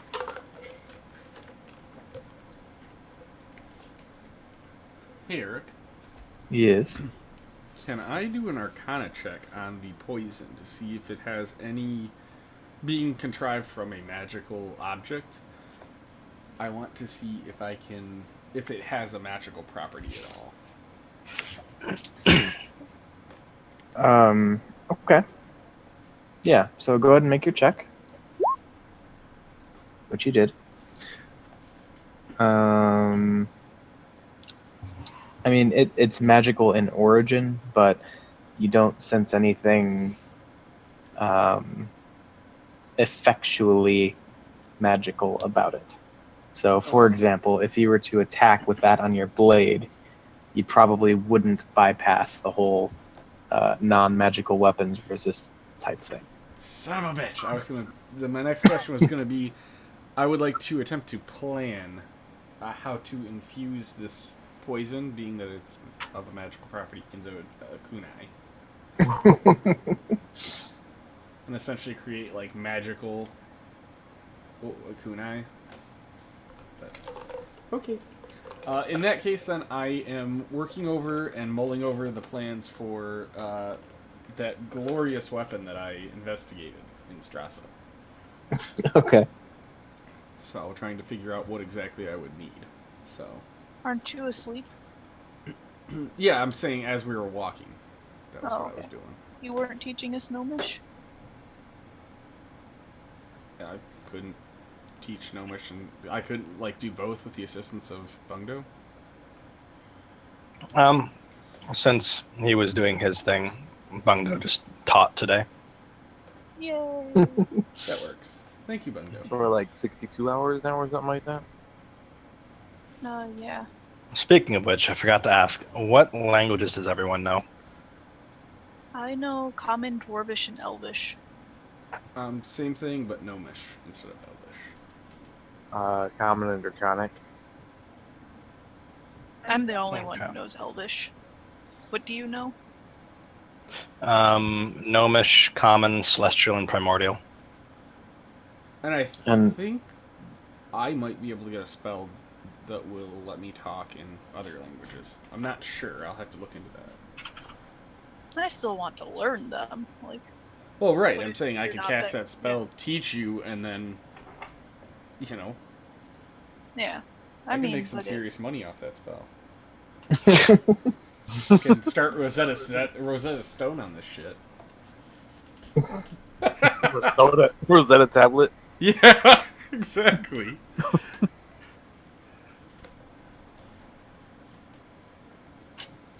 Anyway, sorry. All right. Yeah, oh, you're good. So yeah, you set up watches for the night. Who's on first watch? I will be. Okay. Go ahead and make a perception check. How many torches would we need to go through for me and Trogdor's watches? I believe one torch lasts 1 hour. Is that right? Well, I guess I'll set up 2 and 3 and 2 and 3. So I only have 10 torches. 2 and 3 and 2 and 3. Yeah. So you're gonna burn through all your torches tonight? Is that what you're saying? Yeah. Okay. Well, we need to see. Oh, I'm just confirming. Yeah. I mean, I guess I could take second watch. I mean, I'll still burn through the same number of torches. Wait, 2, 3 is 5. Oh, okay. I don't get it. Okay, I don't get it. So I have 2 hours of a watch. Okay. I mean, I guess I could just use 1 for each watch. But, okay. Maybe I'll just use 2. We'll have the fire and use 2 more. So 2 for each watch. 2 for each hour. Okay. Let's do that. Well, I will keep watching. I don't need torches because I have dark vision. So Yeah. But me and Trogdor, no. you are lesser beings. Not as evolved as me and Bungdo. Bungdo farts in his sleep. See? He can respond even while he's resting. I want to fart in retaliation in my sleep. Have dueling banjos and this farts. I think we killed Phil. Oh my god. Dueling banjos of farts. They did that. Yeah, the star fruit that Trogdor and I ate was causing issues for us. I will leave and circle the camp.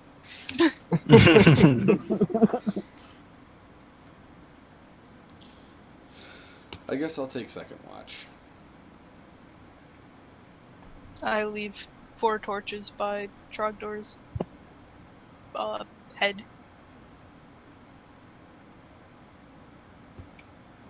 Wait, did you wake me up or did you wake him up? I'll wake him up if he wants second watch. Yeah, sure. Well, does anything happen on my watch? Nothing happens on your watch. Because you're dead! What a twist.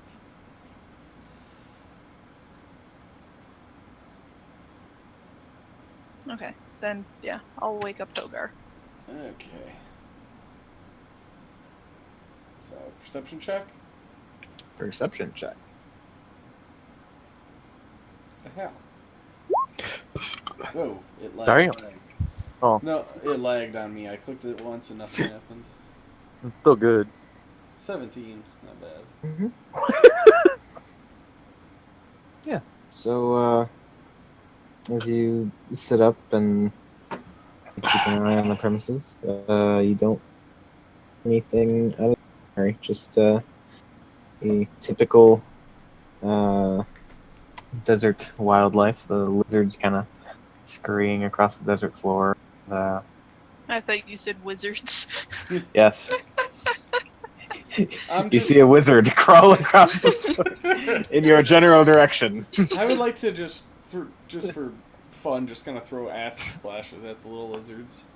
Not to try to hit them, just kind of. Wow, Christ, man. At least I crisp mine like instantly. Just Go die melting ahead. of acid. Go ahead and make an attack roll for control and the ability to not melt the lizards. Oh, okay. Oh. It's just a save. It's a save. Okay, fine. I'll roll dex saves for the thing I'm doing. God. For Dexation Well. lizards. Let's see here. Save the lizards! Lizards' lives matter. So as you're just kind of idly throwing your acid splash around, you do manage to miss. You know, like the first one that comes out, you just kind of, like it splashes down several feet away. And there's one that's a little bit closer. Like, oh wow, I might want to stop this, but Okay. somehow the the compulsion doesn't quite subside that easily, and well, you end up throwing one last acid splash, and not only do you hit the lizard, but you actually hear a little squeak as it melts away into almost nothing.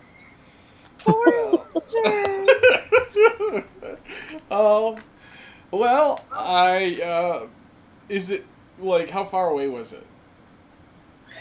Probably in the 10 to 12 feet range.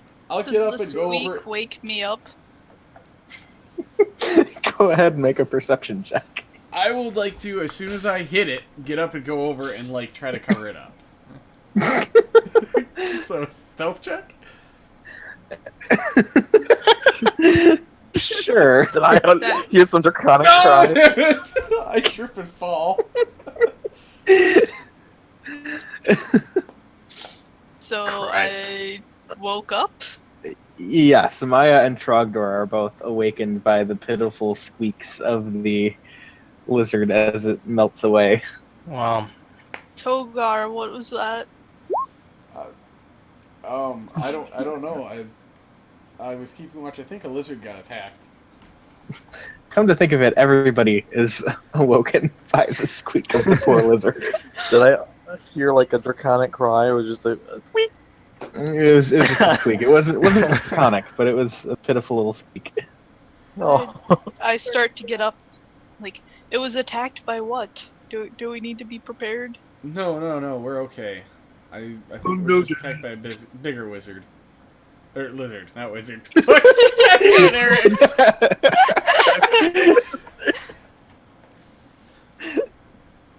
At which point, Inception. a robed figure just scuttles behind a cactus. Head out.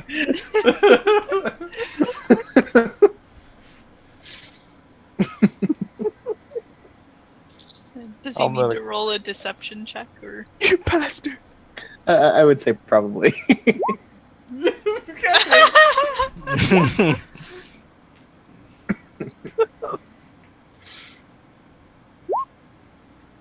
oh, Bungo I mean, knows I it's have no bullshit. reason to roll an insight.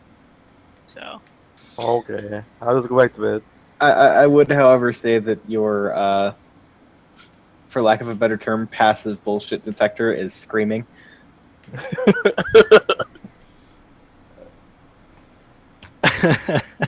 Well, Are shouldn't she you have to just in sure? case she doesn't get a natural one and fucking believe me?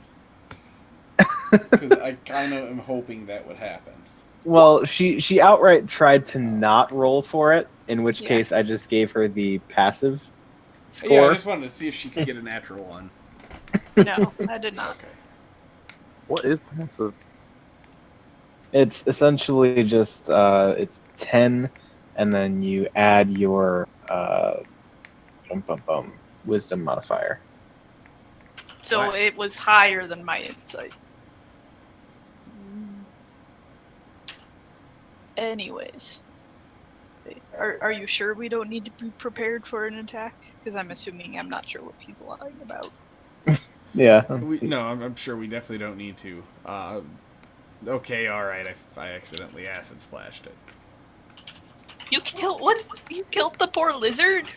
I was throwing them around and I guess it just... Throwing them around. Yeah, it's kind of fun and I'll summon one and throw it. Just throw it off. No, damn it!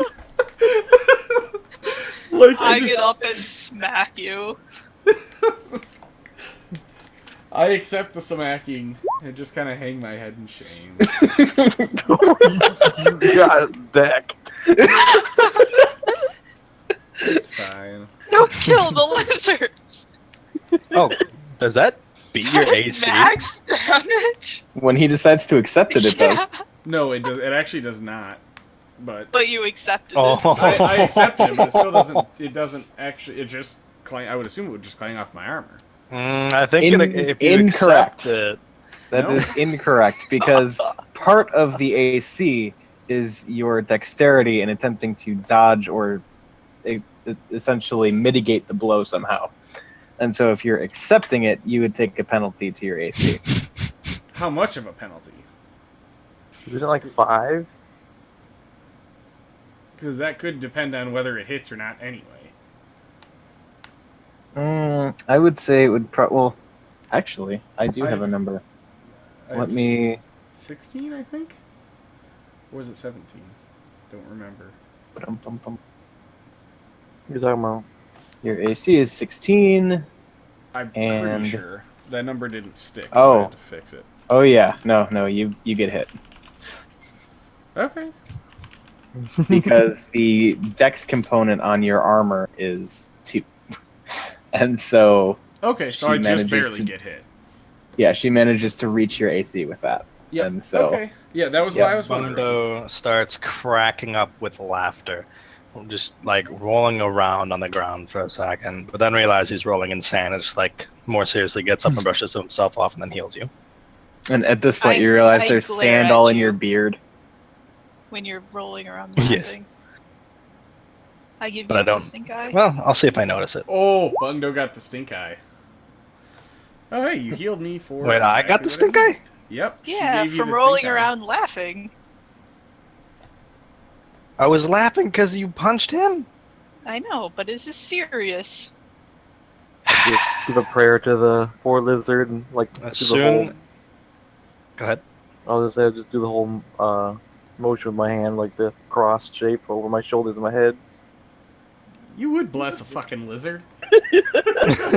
Technically, So, 2 lizards. as she's giving me the stink eye, I just kind of like I'm done healing Taz, so I just kind of turn to her and then like sit there giving the stink eye back until she looks away.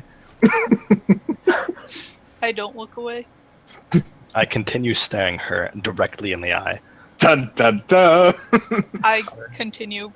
I get- Can we like roll competing intimidations? If you Maybe could say Sure. it, you can roll. intimidation and constitution. I summoned my mage hand I guess brush. that's a good question because you're both kind of resolved that you're not going to break break eye contact. So go ahead and it probably would be a Constitution check. Can I get in the middle, be like a iguana, and have one eye looking at each side? I summon mage hand. Nobody, I summon nobody mage hand beats and Bungo at the stink eye. I summon mage hand and tap Trogdor on the shoulder with mage hand, so he is constantly turning around in circles until he realizes what I'm doing. It's just enough to distract him from their. I look away I and then say to Togar, "Don't kill the lizards." And I get up to go back to bed. So as she looks away, Bungo just kind of smiles, excited that he got to have a staring contest with someone well versed in the stink eye. Not many people can do that. I throw summon acid splash and throw it again. Do I hear him throw acid splash? Well, let's see here. Perhaps, Are you I are you defiantly throwing throwing perception? at anything? No, What? no, I'm just throwing it out, just like at sand. Just defiantly throwing it at sand. Okay, I would say Maya can go ahead and make a perception check, but it's going to be a very high DC. No. That won't make it. Just a as the sizzling and dissolving of the sand, Wait, why did it go? the liquid seeping into the sand like it's bubbling. Because obviously that's what everybody hears when they go to the beach. It's just Put acid Wet on sand? something and it turns into brown. Just.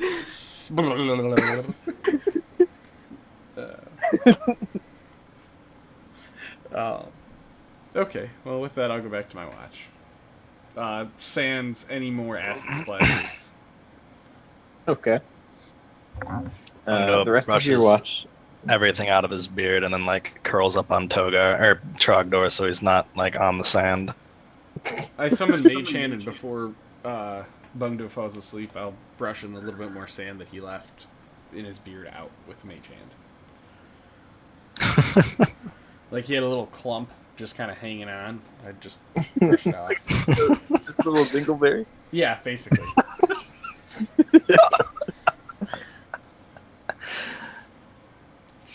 Because I assume Bungdo sleeps like either he seems like one to sleep almost face down or as close to face down as he can. I don't know, Phil. How does Bungo sleep?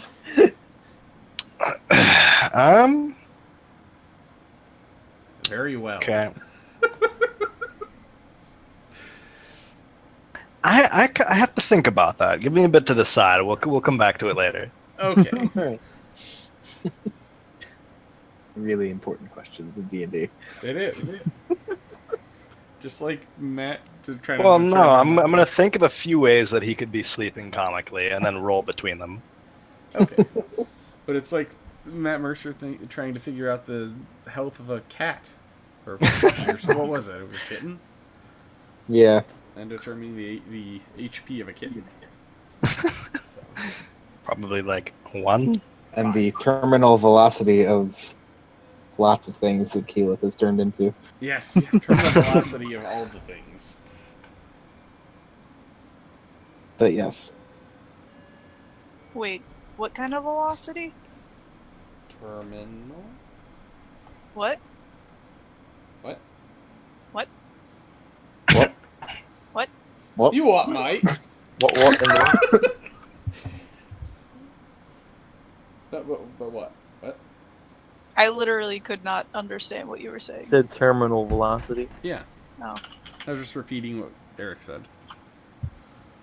Well, that's something pretty you have to look up some information to fully determine the terminal velocity. Well, I guess that would explain why Mercer couldn't figure it out on the fly. Because you need to know the air resistance. I mean, you can figure out how fast something will fall, but then you need to include, well, air resistance or whatever it is in. This has been Physics with Becca. I mean, because everything at the maximum falls at 9.8 meters per second, There you but go. a feather will technically fall less fast because of the air resistance. That This has is been Science with Becca Part 2. that is how to calculate terminal velocity in Discord. It is v to the square root of parenthesis. No, it's not even parentheses. Fuck. Whatever the fuck that is. 2 RNG. Oh, it's 2 times RNG plus your AC. Because that's what it says. It does not say RNG. It says mg. Oh, it looks like Or RNG. mass and the speed of gravity times Alright. what's that called? What Greek Density. letter is that? It's a density. Well, yeah, but what's the Greek letter? It's a P. I don't fucking know. It's not a P! It's a P. It's not a P. It's not written correctly. Gosh, It is. I It's can't. just Discord doesn't take asterisks. It just ignores them. No, that's not a P. It's a Greek letter. Okay. This has been Greek letters, Becca. Regardless. What are those I for? take it you So- figured out how to sleep. I had 2 different roles for Row. this to figure It's out row. what. Row. That's It the is Greek fish. letter for it. It's Row. fish eggs. RHO. Oh. It's some, like, dude from Singapore.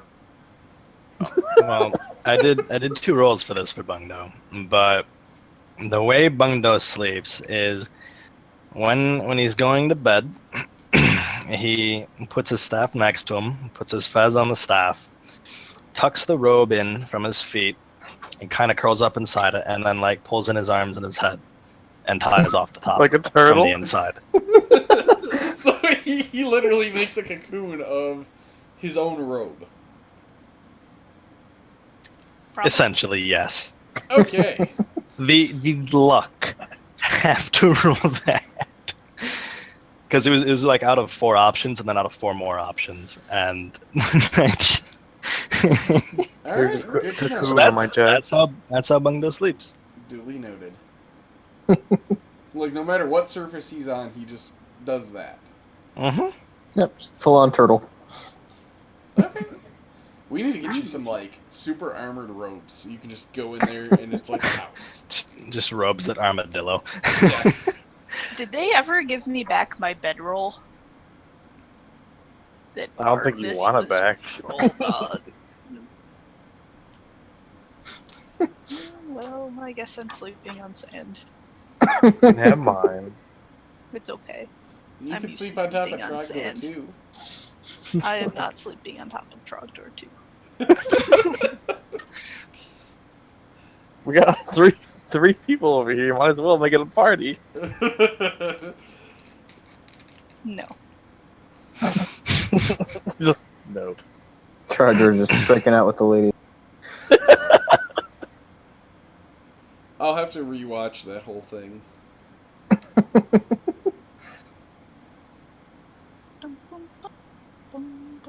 Okay. So, yeah, the rest of Togar's watch goes pretty uneventful. Who's next? I will. I will actually wake up Bungdo. God damn it. Knew that was coming. Okay. How are you gonna do it? How are you gonna wake me up? I'm going to walk over and just. Do you tie off every hole or are your armholes still?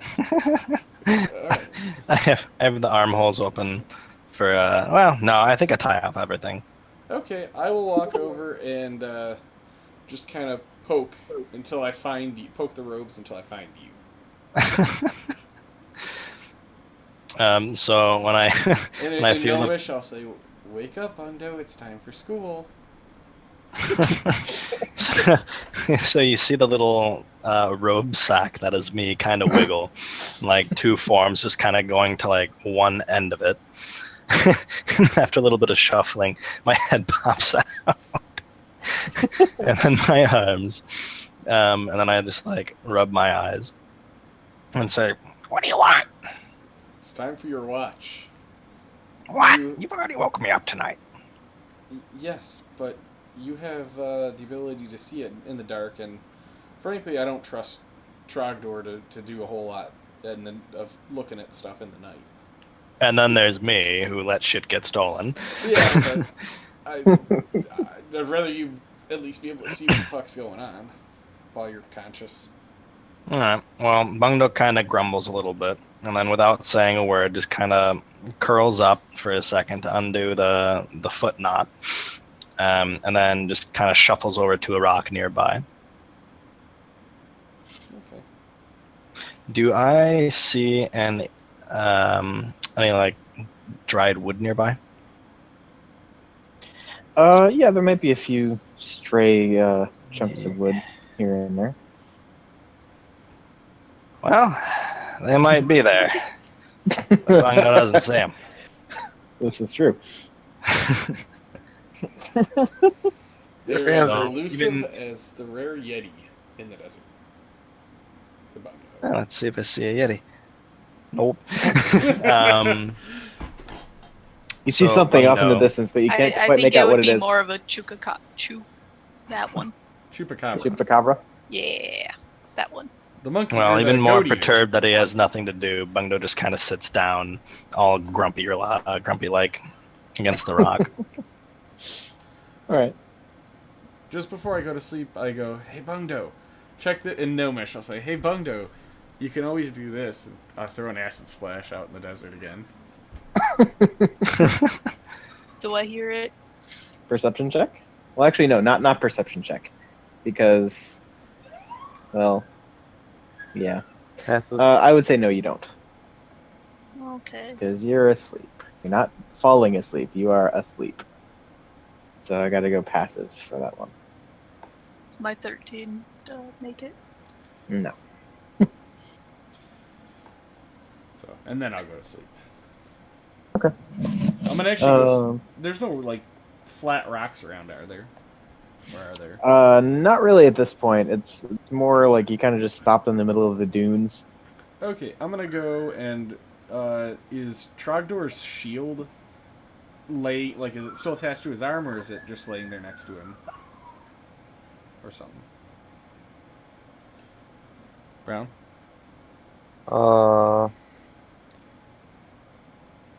I don't know. Am I able to lay on it, or would it like the handle in the way or something? You're probably pretty big to lay on a shield. Probably. I, however, am not. Stuck in the sand, like a wall next to me.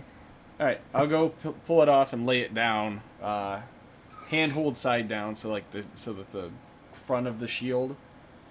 Well, okay, which is more flat? Like, do you have a big embossed something on your shield, or is it just like a flat shield? I don't know, Eric. Do I have symbols on my shield? I would say you probably do have like the logo of Bahamut, the symbol of Bahamut. The logo. Yeah, sorry, words. Is it like painted on, or is it like It's slightly raised. it is slightly raised?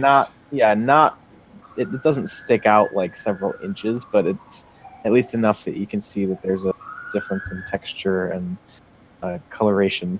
Phil, maybe you As, should help those cops fucking find whoever they're looking for. I I muted my mic. No, but I'm just It they've got gone so back and loud for a forth and back second. and forth.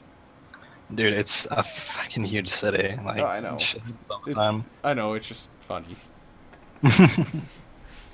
Anyway, sorry, Eric. Yeah. So essentially, it's kind of a slightly rounded front face of the shield, with the slightly raised symbol of Bahamut, and then of course on the other side you've got the essentially straps for the arm. So whatever you choose. I mean, there's no like crossbars on the backside of the shield for reinforcement, is there? Nothing all that substantial. Okay. Well, I guess. I guess I'll have it facing with the handle side up, and I will lay in it, kind of like a sled. Take my Alright. shield. I'm just gonna lay down on it and fall asleep. I didn't take it and run off with it. I put it right next to you. I'm just using it instead of sleeping on the freaking sand.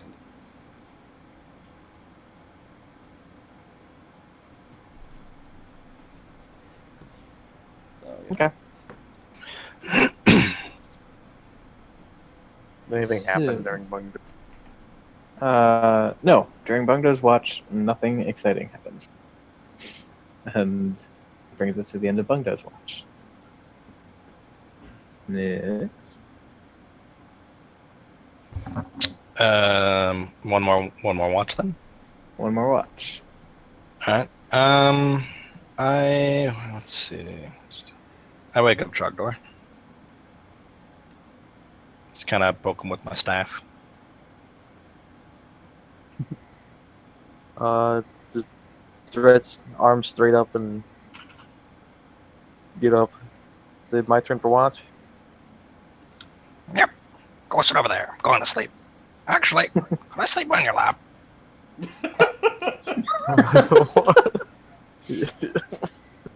I gotta keep watch. I can't just sit down. Well, I mean, I did. Turned out fine. I can't see very well in the dark. I gotta go place torches. Do you find? Yeah, you found Would the it- torch right next to you. Would it be well, for the sake of comedy, would it be plausible for Bungdo to have produce flame ready while he sleeps? I don't know if it's concentration or not.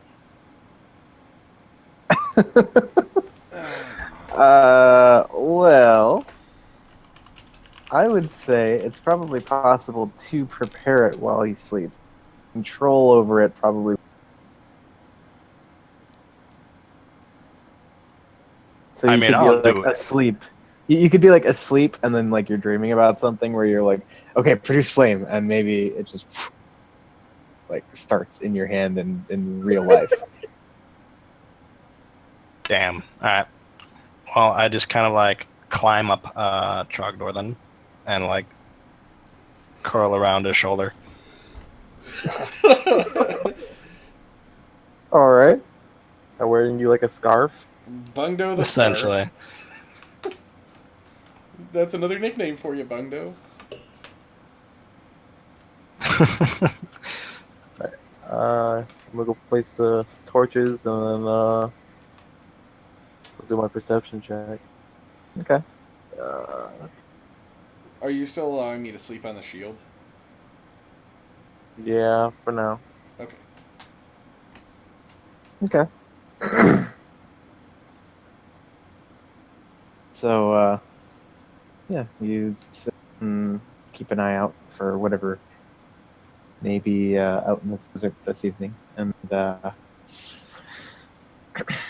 you finally do see the lizard start to come out again, um, visibly avoiding some strangely discolored places in the sand.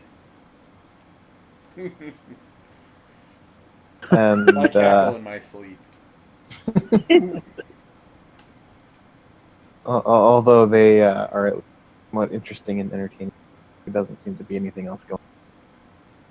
Trogdor's watch ends uneventfully, and yeah, you Uh, all have gotten a long rest. can I examine my face again and maybe potentially try another history check? Let's see. Or Yeah, I would the say sure, because you're kind of like you're connecting with Coriel and the history of the weapon that you're now kind of the master of. So, Yeah, I missed all that. all right. Well, a little bit comes back to you here and there.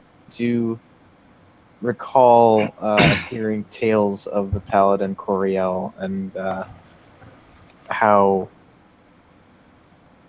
she was essentially sent to deal with someone who had betrayed the Church of Bahamut.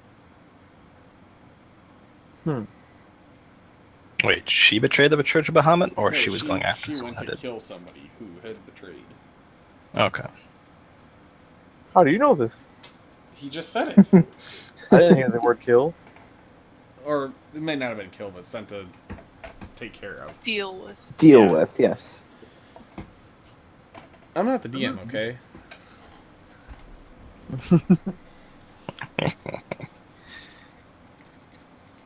Yeah. So you at least get the impression or kind of feel that Coriel was a somewhat important figure in the history of the Church of Bahamut, and coming across and being essentially chosen to uh, wield this weapon is certainly something of import. I feel inspired. Not What? bardically so, but inspired.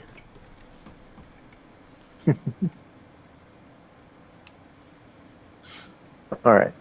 So morning rolls around, and what's everybody doing? Doing a few stretches and drinking water, eating some starfruit, and getting ready to go. I'm Yeah. literally lounging around until the point where somebody kicks me off the shield. I grab the shield and just kind of like the cloth on the dinner table, just kind of pull it real quick to try and slide it out from underneath you without you moving you. You hear just a of just metal on skin as he just like, you know, like those old metal slides they had at playgrounds going down and like putting your hand on it, just or somebody, yeah, that's all you Oh, hear. don't make that noise again, please. What noise is that? I'm not doing it again. I I'll can make piss. you sleep on the other side of the couch. What, the You bathroom? will do no such thing. What? What? What? Wait, where? What? The What? other side of the what? Ooh. What? I have to sleep sitting up. What? It's unfortunate. For how long? I don't know. Sounds like Till a I stop choice. dying. I have irritated the lining of my stomach. You Oh, have what? Irritated the lining of my stomach. Does that mean you got the shits? No. like a start of an ulcer, basically. Yeah. Oh. My food's going up the other direction. What? Which is why I'm sleeping up. Wait, that's a thing? So like your food just goes the other direction? I am It's confused. It's throwing acid up my throat. Oh, I got Basically, she's saying, yeah, she irritated the stomach lining, and it's making her feel nauseous. Yeah. I start, I have bile rising up in my throat. That fun stuff. Lovely. It's a lot of fun. You should try it sometime. No, I don't. That's what happens when I drink too much. It's like, yeah, it's bad. It's not happy. Okay. Anyway, Yeah. sorry about that, Eric. Yeah. So, anything before you embark? Anything you'd like to do at this particular point in the dunes before traveling over the dunes for the majority of the day? How much water Just do we do have? some light stretching. How much water do you have there, you said? Yes.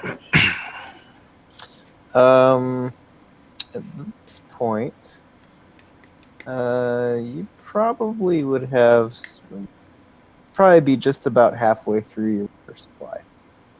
Through our first what? Through Water your supply. water supply. Water supply? Okay. So when I wake up, but our water supply is what, how much? 10 gallon. Well, 10 10 gallon? gallon barrel. Okay. Well, when I wake up, And individual pouches and stuff. okay.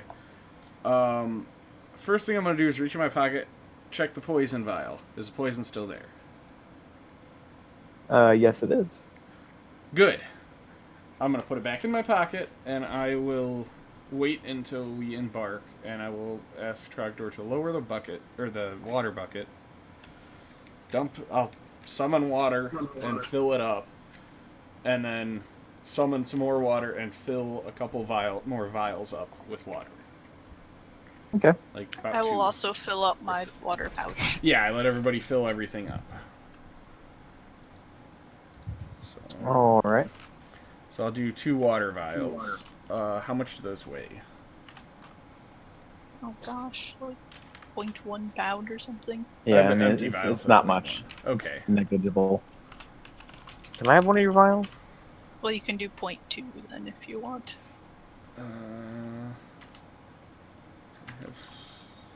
Yes, you can. I'll give you a gold for it. That'd actually be 1.5 gold. Oh, well, I'll give you 2. Friend Alright. discount. Okay, that's fine. I wasn't gonna charge anything anyway, but yes. So Eric, just so you know, I have like a fuck ton of vials on me. So A very descriptive number. I have over 10. I have close to 15 with stuff in them. I wanna, Indeed. while we're walking, trying to, my best of my ability, get as much time in of blessing this vial of water that I filled. Okay. Even if it's like I don't get as much progress because it's kind of walking. I'm not doing anything too special. All right. Duly noted.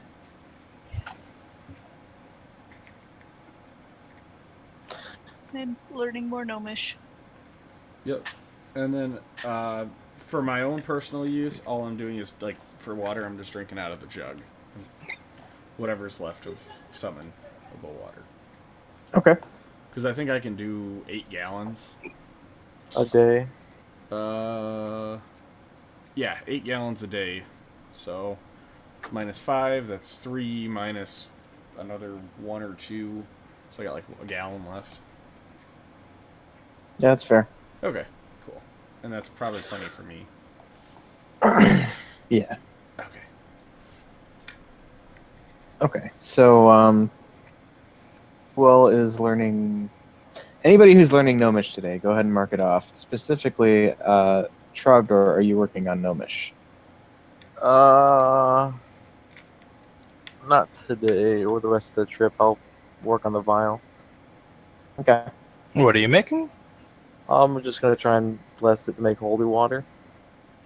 Oh. Neat. Okay. So yeah, you continue on, and for the sake of brevity, nothing eventful happens. You eventually find your way back to the place where the road to the north of Strasa forks, and that's around the point where you would have to make camp for the evening. So we walked for like 16 hours? Or we walked 8 hours? Yes, you So, walked 8 hours, and you got to the which is still about a day's walk or so from yeah. Strasa. So we kind of have another 8 hours of the day to do something. Yeah. I'm gonna spend it blessing water. I'm learning more Gnomish. Okay. Furious typing. 24 more hours of Gnomish. All right. And barring the obvious, eating, drinking, finding a place to sleep, anything that you're doing. I guess I'm More teaching them. stretches. Can I make any progress on thinking about how I could improve the weapon? By any I mean, chance? if you and Bungdo take turns learning Gnomish. Actually, Eric, can I, while we're walking, can I attempt to kind of like write in instructions for myself at least to write down how I, because I wrote down the plans and like the blueprints. So can I attempt to not necessarily recreate it, but kind of recreate just something for me to be able to remember easier. Sure. Go ahead and make an intelligence check at advantage. Okay.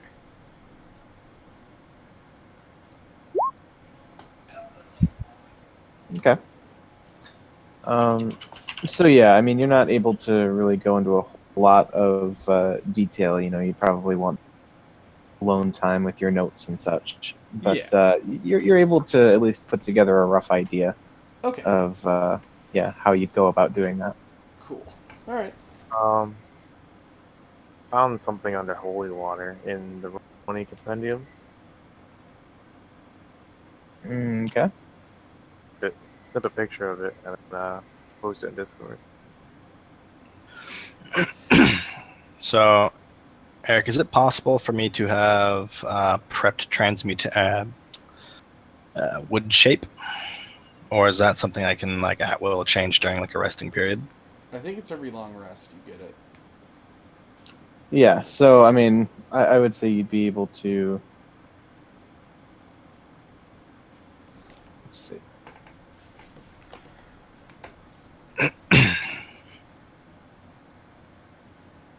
And then I'm also going to look around the area and see if I can find any pieces of wood that are like a decent size but not large. I would like to aid you in that. Like once we're resting. Okay, and Brown, I would say yeah, that's fine. Okay, so is it gonna be the couple of days or whatever, like you said before, or the hour? Uh, well, if you're taking the downtime that you have once you reach the fork, but before you are kind of going to bed, I would say you're able to just make it happen while you're stopped. Can I work on making a health potion while I'm learning Gnomish? I think you need an actual like setup for that. I do. But Should I I like mean, I have have a the kits. I don't know, I thought you had to like have something boiling or something for X amount of hours. Man, it's just a potion. Well yeah, but we're only That gonna is- be here for the time we sleep, then we're leaving again. It's a fair amount of time though. It's 8 hours. Yeah, but I thought basic just even the But basic ones are pricey because of that. 75 gold for a regular potion. Healing. I thought it was 50. Yeah. That's the base price. Markup is 75. Yeah, but I can make it for 50 Oh, okay. because I don't have to mark it up. I can sell it for 75. but I'm not gonna mark it up to make it. Should. Eric, You can let's get started on one. how many hours is it? Looking that up.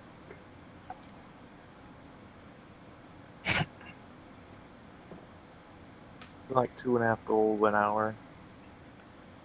That's also the reason why I'm not working on the bullet armor yet. Because I don't have the facilities I need to do it.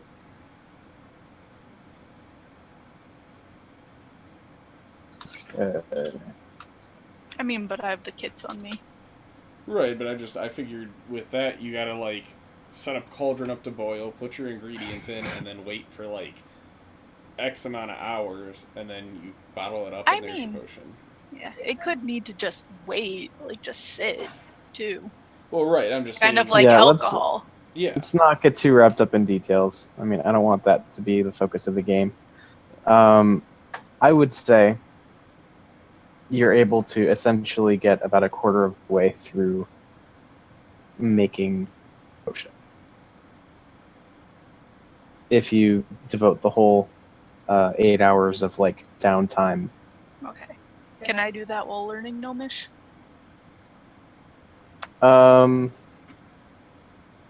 I would say your gnomish progress probably wouldn't advance as quickly. So maybe for that last 8 hours, instead of you get 4. Okay. And so that's what, 8 out of 32 hours of my health potion? Yeah. Okay. Cool. Thank you. Hmm. it's like RuneScape. She just adds the ingredients and it poofs into a potion. It just takes her a really long time to find it in her bags.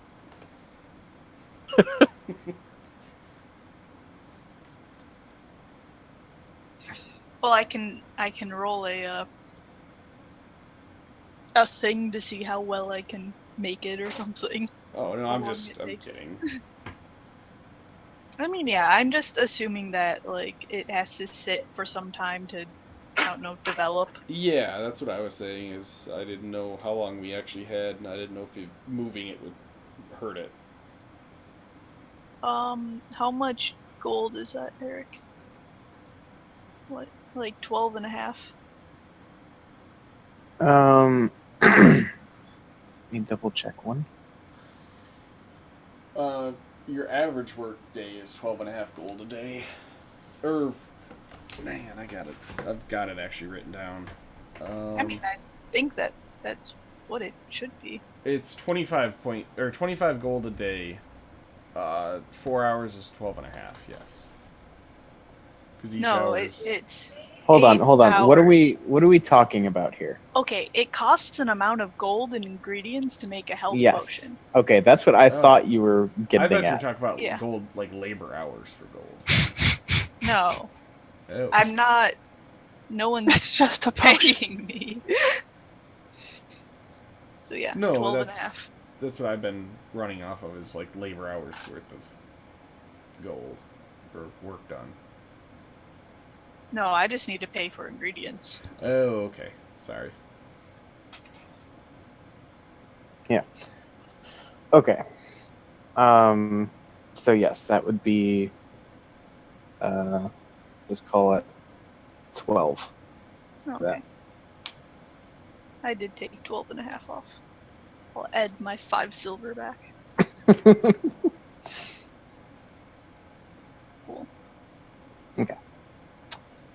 So yeah. You do that, and then night rolls around, and let me make a quick check. Um, so, who's on first watch? I guess I will be, and I'll make sure to uh make fire and light my 2 torches. Okay. Go ahead and make a perception check.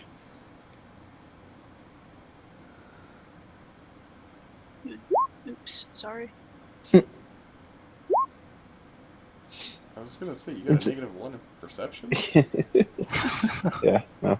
Incidentally, you do hear other people performing as a rather raucous crowd of travelers is just kind of making their way down the road at a pretty late hour of the night. But We're not I camped told out, them like, to be right quiet. next to it.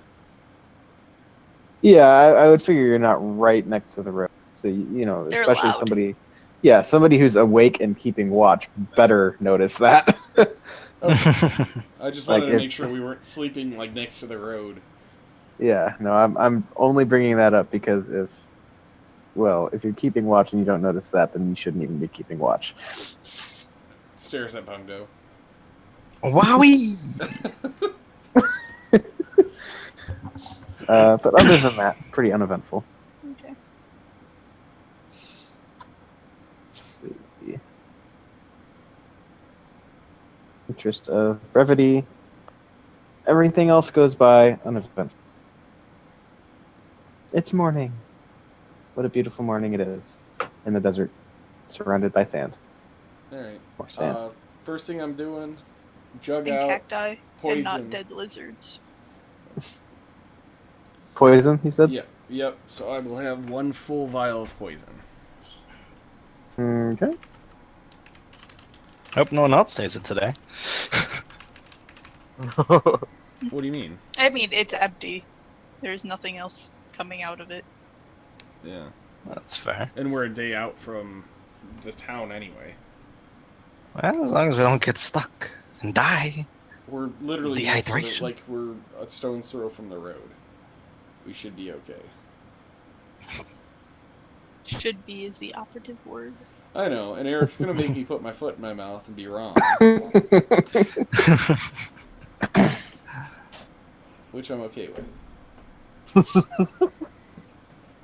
Fight, fight, fight! Another thing I will do is when everybody is gathered around to get a drink, I'm going to reach out and cast a ray of frost on the water to kind of cool it. The Thank you. jug. So. Okay. Can I buy another one of those vials from you again? The fuck? Yes, fine. Here. I'll give you 3 Got gold. any modem vials? I wanna. What? Oh, nothing. You're good. What are you doing? Who? She's licking the bottom of her paw. Oh, I was like, what? Anyway, I what's think up, she Brown? like I stepped just on want to finish something. that. Or I want to fill it with water, and then, if possible, while we're walking, would I be able to make it into a vial? Probably not while you're walking. Okay. Learn more gnomish. I'll just give you another vial of water, then. Like one of my vials of water, so you don't have to fill it up. Oh, okay. And I'll also, give you actually, three I'll of also give you a vial or 2 of the holy oil if you would like. Sure. Okay, I'll give you like 2, we'll say.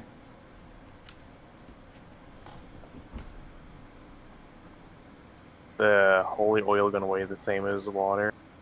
Yes. Yeah. I'll also give you a vial of pure lead. No thanks. Just kidding.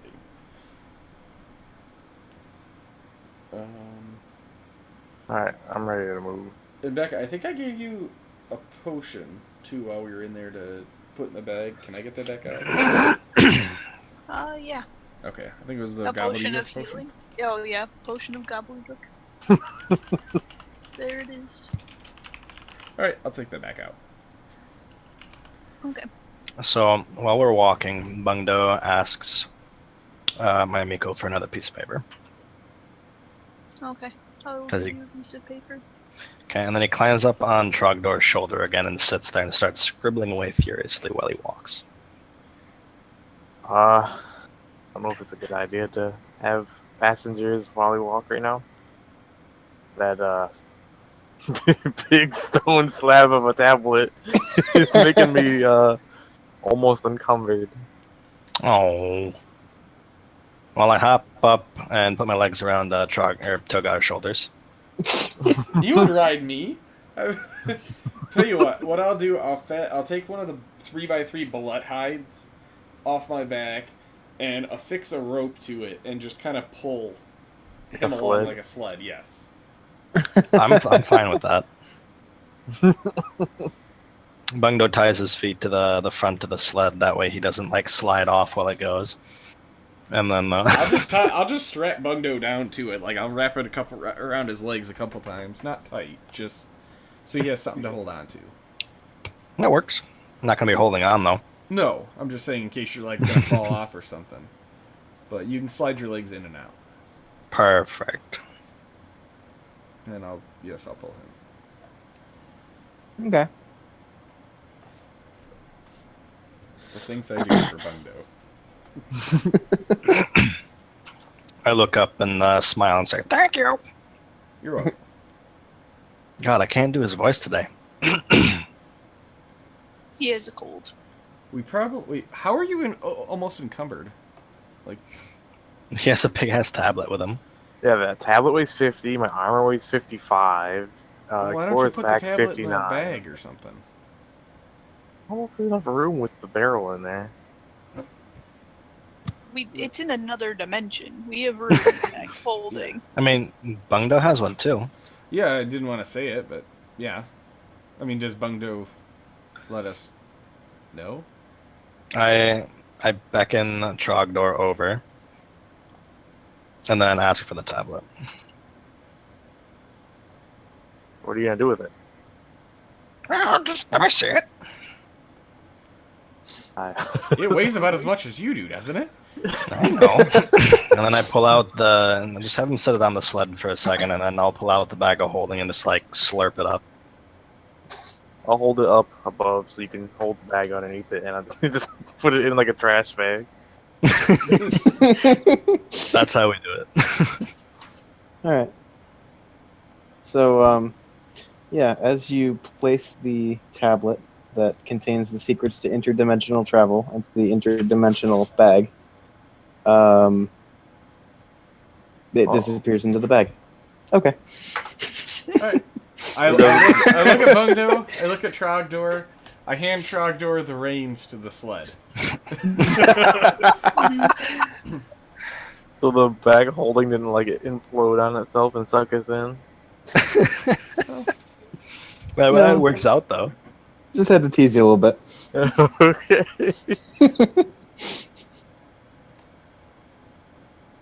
I guess I'll pull the rope. I Okay. relish in the fact that I don't have to pull the rope.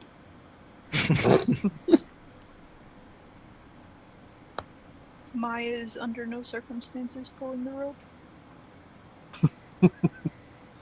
I don't know if Maya could actually, because that thing's kind of heavy on its own with Bungdo. It's like pulling 75, I 100 can be pounds. smart about it. Okay. Passive aggressive I can't really be- sexism here. I can't really be smart about it, but I can be wise about it. And I can be dexterous about it. Everything but smart. She runs around and jumps off sand dunes and stuff while pulling it. That's showing your dexterity. I mean, being dexterous is kind of part of it. Don't trip over yourself. Yeah. Anyway.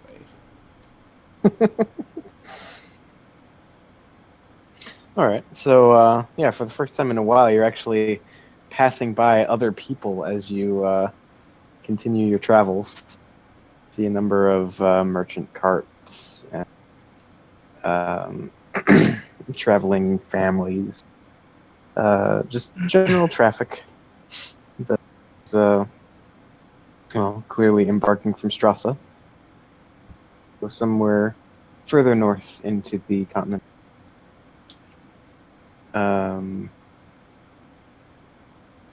After nearly a day's walk, well, nearly a full travel day, I should clarify, you do see the walls of the city of Strasa looming up in the distance, and a massive domed building near the center, and the spires that jut up all around it. And you have once again returned to civilization. I am going straight to the double moon. All right. Straight to the bar, and I will order the biggest glass of Byakusin that he has. All right. I'm a little salty that my entire cask was lost, so I will also inquire about purchasing another cask of it. Is it Byakusin or Bjorkison? Bjalkison. Yeah, Bjalk. yeah. Bjalkison. Byakusin. Bjalkisson. Indeed. The holy water says uses 25 GP worth of powdered silver. Am I subtracting that gold from my funds? Yes, with an Probably expendable. detract it from your silver. You could do that.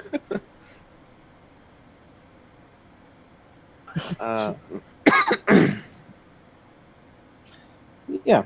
So yeah, you walk into the double moon, and upon seeing you enter, and it's like, "My friend, you made it back!" Yes, yeah, definitely. Yep. Hey, you got any more of that Byakusin? Which one was that again? That was the The one from Hofsteiger. The pumpkin Oh one. yes, that shit I can't say. One more. Yes, yes. I will have the biggest glass of that you've got. I want to go in with Alright. him. Pulling the sled Also, into. I'll buy another cask too. The other one kind of met an untimely demise. You need to cut back on the drink, my friend. I'm not you're under my. I didn't drink it. Half of it got rotted out from something we had to deal with. I'll tell you later. We'll talk later. Okay. And yeah, he kind of ducks into the back, and let's see. The shit I Hear can't him. say. I'm sorry. That stuck with me for too long. Oh, It's like I gotta plug in my headset. It's beeping at me. yeah.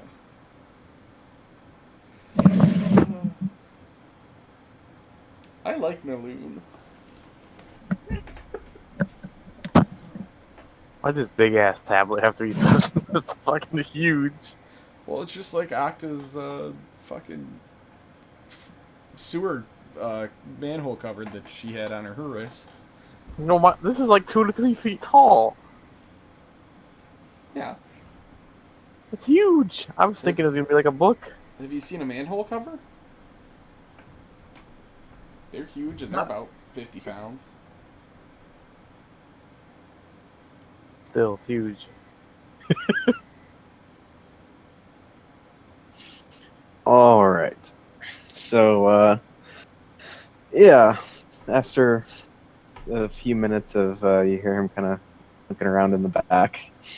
Naloon emerges with well, first he makes his first trip and see this large glass of a familiar looking beverage. Certainly a lot nicer looking than the last time you saw some in front of you. Yeah. And as he slides it down the bar to you, he ducks back and picks up a full barrel of Bjalkison.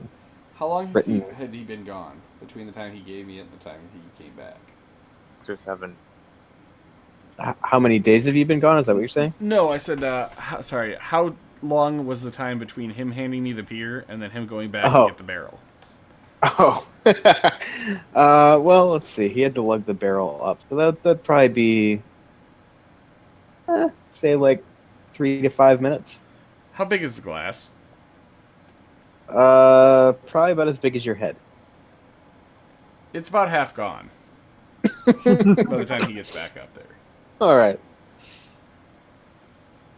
When he gets up, I would like to ask for some grapefruit juice. Okay.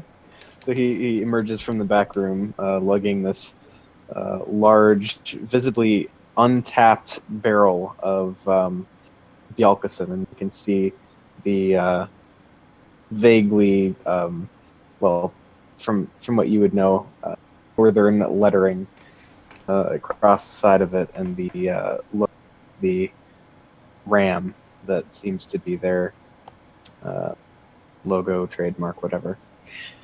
And he kind of waddles his way back to like around the bar and kind of back to where you're sitting, and plops it down. Says, "Will this do for you?" Oh, perfect. Yes, perfect. All right. And then I'll do this. And how many rooms did we have? I'll look back at everybody else. Me and Gex will take one. All right, you, me, and Gex. You mean? I'm just gonna join you guys. I'll sleep Okay. cold on the floor. Maya wants one. Yeah. All by Okay, myself. 2 rooms then. And I'll just go ahead and add that to the bill, I guess. All right. And so he goes and kind of totals everything up. And let's see, spending some of that adventuring money. Yep. Or you get like a daily allowance that you don't have to take out of your fund. Yeah, but probably buying a whole barrel of mead would. No, I pass purposely. that. I want to play. Yeah, I want to pay for that. Yeah. Right. So in terms of that, well, the mead would cost you. Let's see, for the barrel, gonna 15 gold. Okay, that's fine. And then the 2 rooms as well. How much would that be?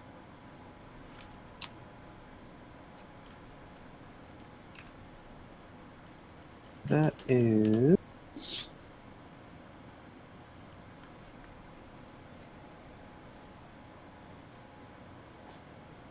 To know. For the 2 rooms, it would probably be, call it 6 silver. 6 over. Okay. Looks at that dome. No, actually, this place is a pretty nice place. Or no, actually, sorry. Misread something. That'd be a total of 1 gold. So whatever. Okay. Yeah, that's fine. Okay. Yeah, this place is in the richer part of Strasa. And if it was actually going to be the 6 silver or whatever, it would have been, from what I've read, low quality. That's fine. I'm okay with that. As long as they have good beer. That's does 1 not gold care. for total, right? For both rooms? Yeah. Okay. I just want to make sure. I'm curious, would I be able to, instead of like using water to make holy water, what would happen if I used the Bjelkesen to make a vial of holy Bjelkesen? Holy You could beer. certainly try. I will look at Trogdor and say, "Hey, Trogdor, can you help me carry this up to our room? I've got a few ideas I want to try with this." Yeah, can I have another one of those vials real quick? When we get up to the room, we'll divvy this up. I'll tell you my ideas, and I'll kind of help try to lift one side, and have him lift the other. I'll go and put the bag of holding in my room. So I'm Stop tired pulling of this lugging it ledge. around. All right. Once we get to the room, I'm going to take 3 of my empty vials, and fill them up with Bjelkesen. And give one to Okay. Trogdor. All right.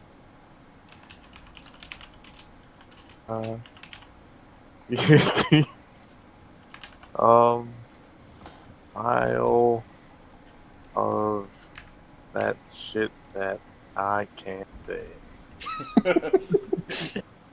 Uh, And then I will just, you know, after that I'll take one more little glass of Bjelkesen and drink it, and then I'll leave that up in the room and head down to back down to talk to Naloon, I think his name was.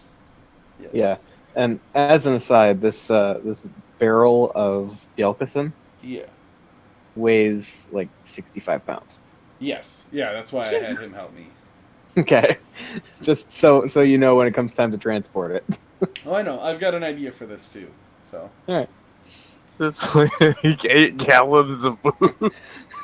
So I'll go down, and is Naloon still there? Right? Still at the bar. Or, Yeah. Okay. I'll walk up and say, "Hey, Naloon. Do you happen to have any smallish casks that are empty? I'll buy them. Might I have just something. yeah. All right. Preferably He goes something that would and fit into, and I'll kind of basically bag of holding sized. okay. So yeah, he again kind of goes in the back and shuffling through things. You hear like clatter of something metallic just kind of hitting the ground and like, as it settles. Um, eventually, he does come back up with something about the size of like a mini keg. You know what I'm talking about? Like the little Heineken Yeah. tiny kegs. Yeah, like the little 10-pounders or whatever. Yeah.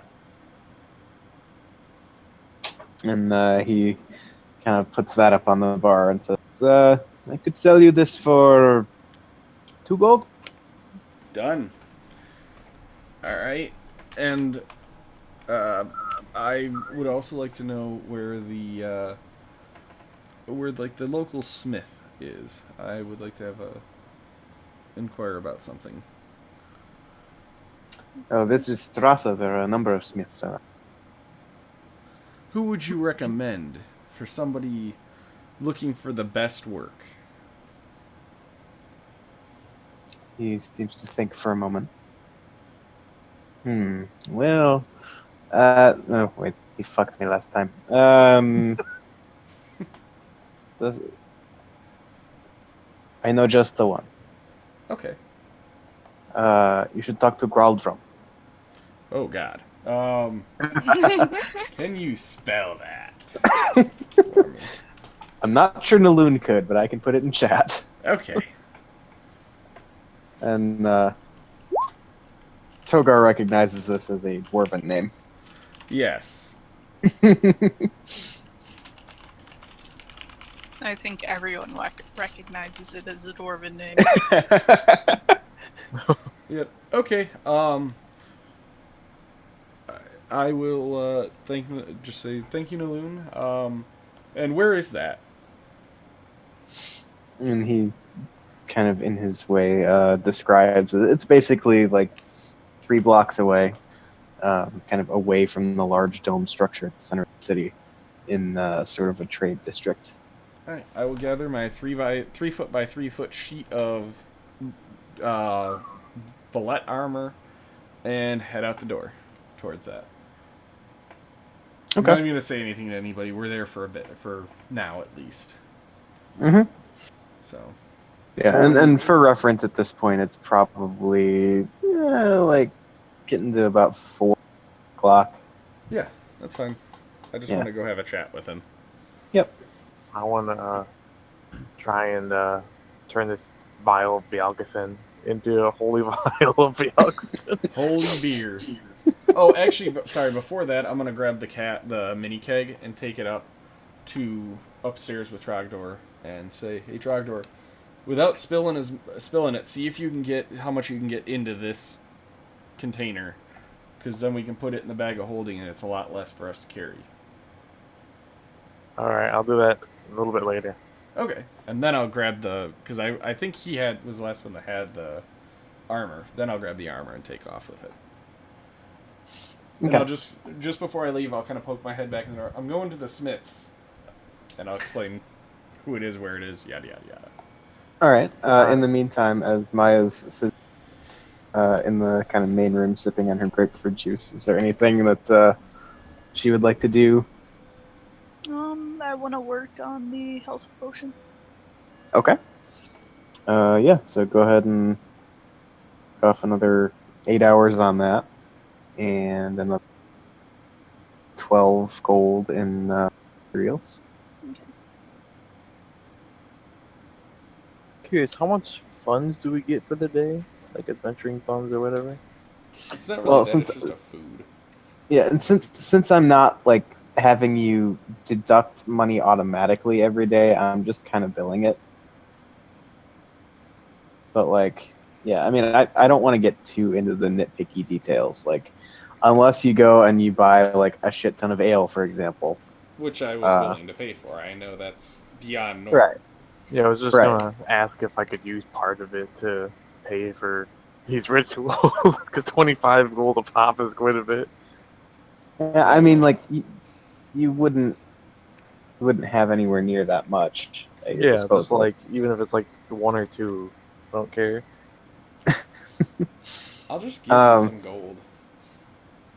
yeah, I mean, essentially, you'd have to cut corners, Mm-hmm. but I would say you probably just have to outright pay for anything.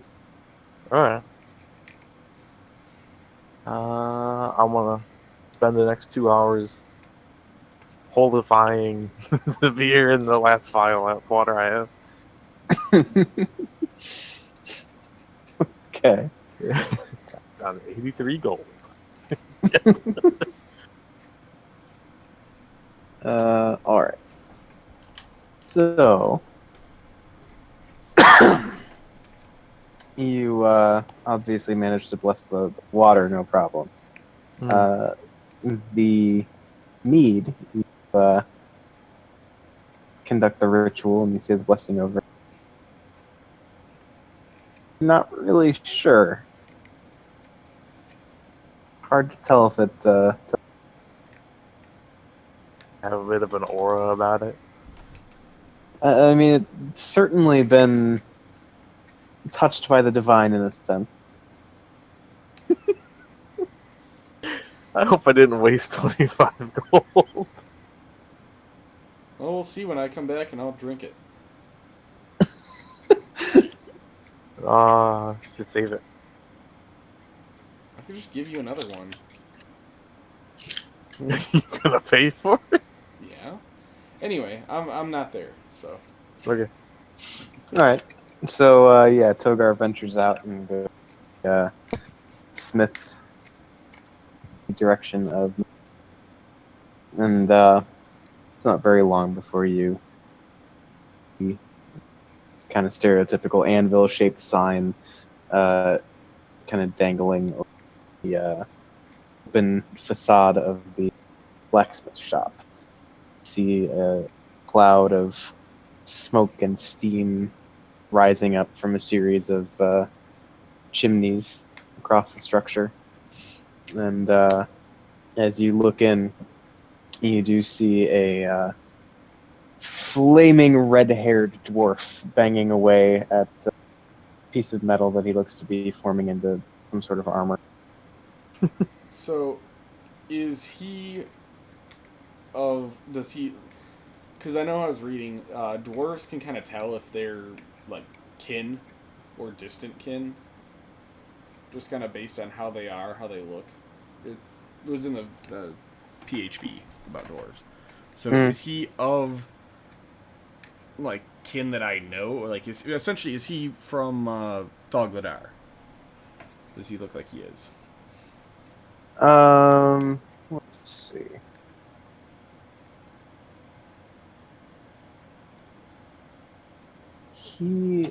He does bear a vague resemblance to certain family that you know, Zagladar, but certainly the dwarf himself doesn't look familiar. Maybe you know his distant relatives or something. Okay. So I will just wait until he gets to a stopping point in what he's doing, because knowing smithing, I know that it's, you know, yeah, it's kind of a time sensitive work for getting good quality pieces. I'll wait until he's finished, and then I will attempt to get his attention. Okay. So as he continues on, kind of finishes with the piece that he's working on, he looks up and seeing you for the first time, just one moment, and kind of make sure everything is set just so before putting down the tools, throwing off the gloves, and kind of just wiping the excessive sweat from his brow as he approaches the shop. He holds out a hand. It's, hello, friend. What can I do for you? I will accept his handshake and shake his hand. I am. My name is Togar Hammerstriker. I come from Thogladar. I too am a smith. Just out adventuring for now. I had something I wanted to inquire about from you, and I kind of gesture to the big plate on my back. And I say, you ever fight a bullet? Can't say I have. You ever work with any material? Never worked myself, but if you find pieces made from bullet. Well, that's what I'm here to ask about. I was looking to possibly create or take this sheet and you do a few modifications to my own armor and possibly a companion shield. And I was wondering if you needed some help. I could help around here and possibly, help you in doing this. And in turn, I can show you a few secrets of my own. And what kind of secrets would those be? Well, I will kind of pull down pull away the cloak that I have, and kind of show him the armor, and just say, "This is a compound that I have come up with. It's lightweight and quite strong." All right, and he kind of reaches over, kind of just grips the edge of your. Generally, kind of tests it. Yeah. This is fine craftsmanship. Thank you. We may be able to work something out. Okay. And at that point, he extends the hand again for formal introduction's sake. Yep. And says, Graldrum Silvercoat. Silvercoat.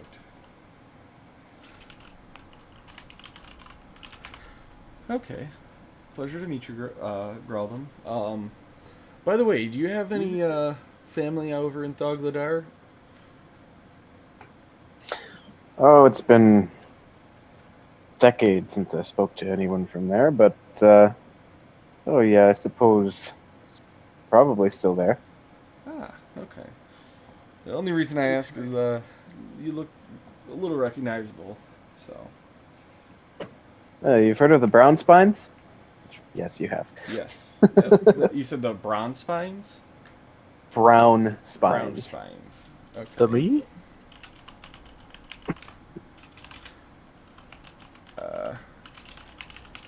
Yes, you're adorable. I'm making notes. Sorry. Hmm? Okay. Oh yes, I know them. Yeah. That Gerald Brown's fine. He's not. He's he's a tough customer to work with. I'll tell you that. But he does know quality when he sees it. So I gotta hand it to him. Yes, and you're kin of his. Yes, yes. Again, a bit distant in both in blood and current relation, but yeah, I spent a good number of years learning in his company, Oh, you've got striking an out on eye. my own. You've got an eye of quality then. So I can definitely tell that a student of his will definitely have a good eye for quality, or you wouldn't have been a student of his.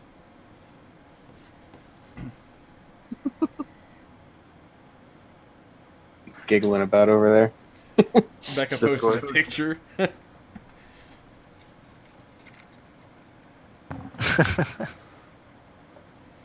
um, but okay, and I'll just kind of like, and just kind of take the uh, bullet sheet off of my back. Okay. And I have a few short sword shards that I want to just sharpen into kunai as well, but I can work that out with you later. Sounds like a plan. All right. Would you like me to leave this here? I have to go collect the shield anyway. Yeah, that'll be fine. And says, and just so I know, your name again was Togar Hammerstriker. Togar, right? Right. Okay. And he kind of scribbles something in barely legible dwarvish, Yep. and just grabs the sheet of bullet plate and kind of brings it off to a workstation that you can see set up to the back of the shop. Immediately starts taking measurements. Okay. And Just then general prep work for the project that he's looking at. yeah. All right. And then I'm going to head back towards the inn as quickly as I can. Mm-hmm. Run up the stairs to I think there were stairs to get to our rooms, right? Yep. Okay. Run upstairs to our room, open it, and say, Trogdor, I need your shield. Wait, how much time has passed since did all this? What's all this? Me going to the smith and stuff. Yeah. Yeah, I mean he's probably back after 25 minutes to half an hour. Uh, what do you need my shield for? You remember that armor piece that I got? I think I can improve. I have an idea to improve your shield, and it'll also set it up for a couple other ideas I've had. But it will make your shield potentially stronger. Okay, just don't ruin the symbol of Bahamut on it. No, I'm not gonna mess with the Bahamut symbol. It's all gonna be structural. It's gonna be on the other side, the side facing you. Okay. By the way, what are you working on? Trying to bless this booze. Let me know how that turns out. And if you need a taste tester, I wink at him. I'm your guy. And I head out the door with the shield. All right. And go back to Graldrum's, I assume. Yeah, and if you want, you and I can cover that later. Yeah, that's fine. Okay. So, what's everybody else doing? I mean, I'm making my health potion. Yeah. Oh, actually, sorry, can I read that? I'm going to give Trogdor 100 gold and say, hey, Trogdor, once you get done with that, can you possibly go pick up some more vials? and you can have some. And I'll toss him all the right. little pouch of gold. Still gonna take a little over an hour for me to finish here. Yeah, that's fine. It's just I'm gonna be busy for the rest of the day, so.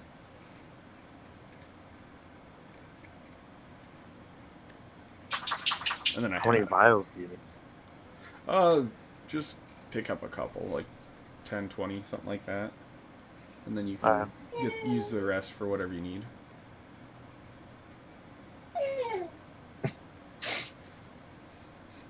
I am doing Pepper a concern. Yep.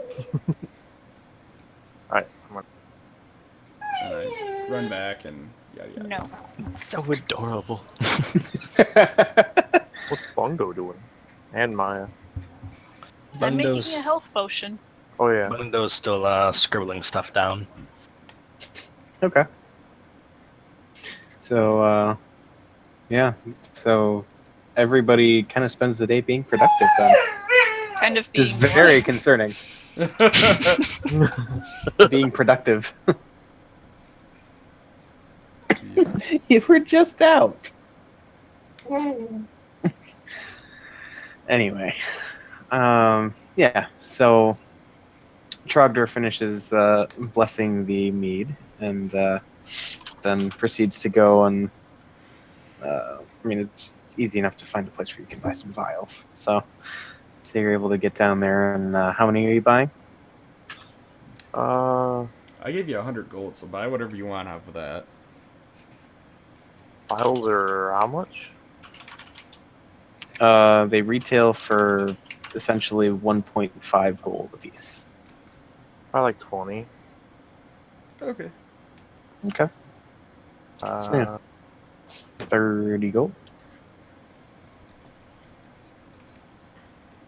Oh, I did mention to stop by afterward, if you could. Sorry. Yeah. 3 left. Does this person have any? Probably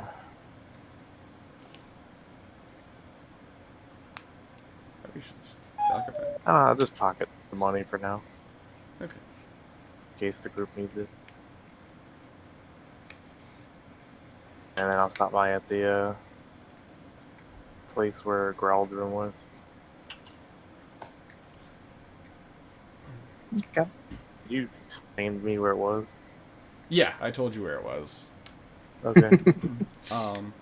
And once he shows up, just for brevity's sake, I essentially show him what I'm going to do, which, Brown, I'll get with you later and tell you kind of what I want to do to improve your shield. And, yeah, just kind of explain the thing, and then introduce him and Greldrum.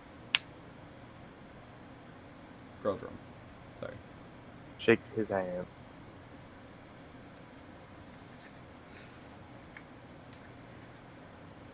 Cool. So yeah, I guess that kind of wraps up the day, really. Yeah. How many of the vials did you want? Well, considering my entire persona is becoming a giant vial, I will say I'll take 5. Alright. And I will put the rest in the bag of holding. So 15 vials? Yes. I can carry them. Or, well, I just don't want them to get broken. Right. Well, yeah, they're glass vials. I want to hang on to 5 of them. Just in Okay. case. So we'll put 10 in the bag of holding. Okay. And I'm actually going to stick the poison vial in there as well. Okay. Oh, also, I just looked up a vial, and vials can hold 4 ounces of. Oh. So, never mind with the poison vial, because there's not much in it. So I will keep that with me. Sorry, Becca. It's okay. Yeah, half of it. It's not half, because I can only It's produce half an ounce a day. Oh, okay. Well, yeah, a quarter of it. Yeah. Okay, good enough.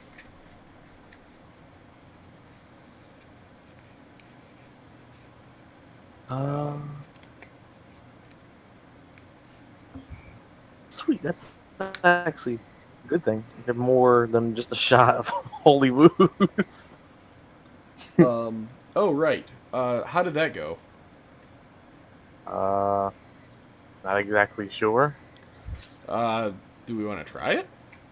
I'll taste it. Well, I know normal holy water can hurt undead and fiends. Maybe we save it for kind of like a poisoning. Let me just take a sip.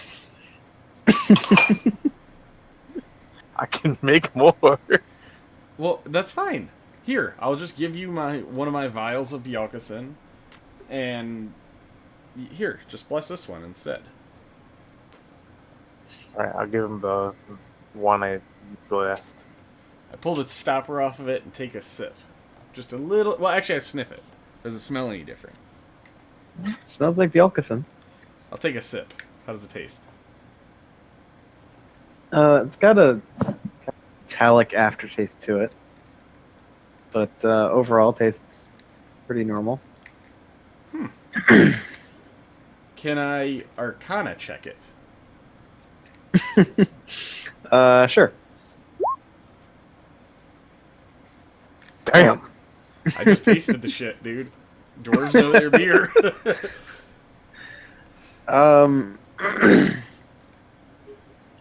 I mean, there's certainly some sort of residual magic to be noticed here. Given that the divine isn't necessarily your area of expertise, it's hard to say if this is properly blessed. Alright, I'm gonna use Identify then. See if there's any actual, like, effect, magic-ish effect on it. Okay. Sorry, Eric.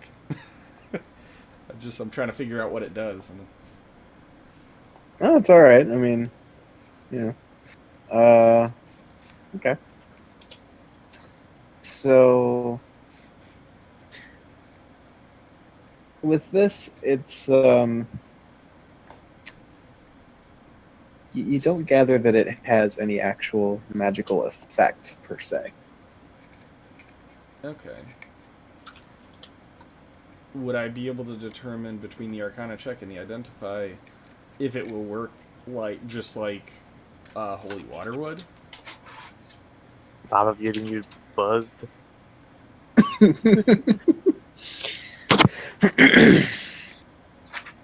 Let's see. I know at this point we're like it's almost a homebrew thing. Yeah. So that's why I'm kind of trying to. I know you almost need a chance to look this up and figure it out. Which is why I mean, I guess technically speaking, you wouldn't be able to glean that from I wouldn't. those things. No. Okay. Well, I will. After I sip it, I'll put the cork back on it and look at Trogdor and just say, well, it's definitely got some magical something to it. I'm not sure how effective it would be, but it doesn't taste too bad. I'll stick it in my pocket. I have a plan to. I'll explain later, but it has to deal with Blackwell. Has to do with what? Blackwell. Give him a drink. I know he's demonic. I don't care. That's the thing. There's no question that he is of a demonic persuasion. The thing No, that I do care. well, that's fine, but that's not happening because I'm not giving. I'm taking my Bjelkesen vial back too.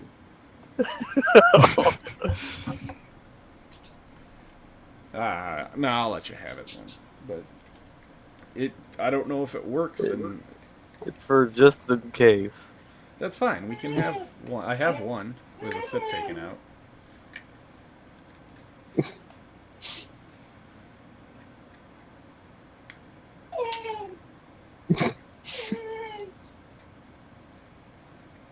I'm assuming we're ending the session. Well, I mean, if that concludes stuff for the day, it's probably a good point. Oh, Popper, you are doing her a She wants concern. it to be the end. I don't know if she wants it to end or if she wants us to keep going. I think she wants it to end. What time in the afternoon is it in the game? It should be getting towards evening Yeah, I was with gonna all our say. work. Yeah. Yeah, I mean, just about everybody is like wrapped up in stuff that will take them till the end of the day, except for Bungo?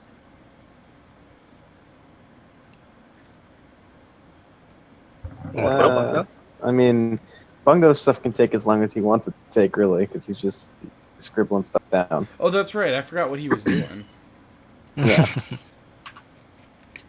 but you know, like Maya's busy till bedtime. Um, Togar's Yeah. at the forge, so that leaves us with really Trogdor for the most part. Would we have 2 hours left before we had to go to bed? Yeah, I would say so. Well, I would say you would. Yeah. I want to spend that time blessing 2 more vials of Bjelkesen. Okay. Wait, how do you have two? That keg's still in the room. You're at the floor. Okay. Alright. Vial of Holy Bjelkesen. How do you spell that again? uh, I'll type it. I'm typing it right now. No.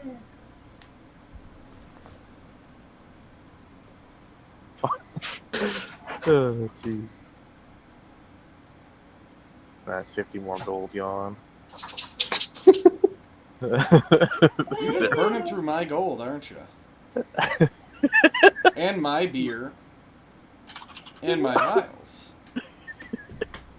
It's fine. Things will happen. You said I could have whatever out of that. Out of the money, yes. 50 of that gold went towards. Yeah, but you don't fuck what with is a it? dwarf's beer. I I'll doubt fucking you'll with it. notice too much that 4 ounces are gone, or that 8 ounces are gone. We'll see. And Or he could straight buy it.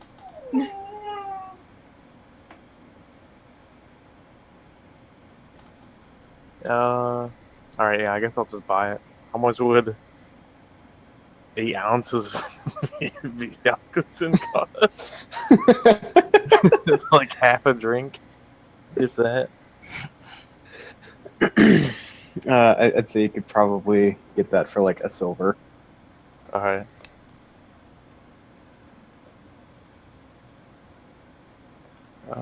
That's fine. I'm just at the forge doing hard work on your shit. I bought the Bjelkesen instead No, of I know, using yours. but you're still trying to kill all my friends off. That's okay. Keck. It's okay. Nope.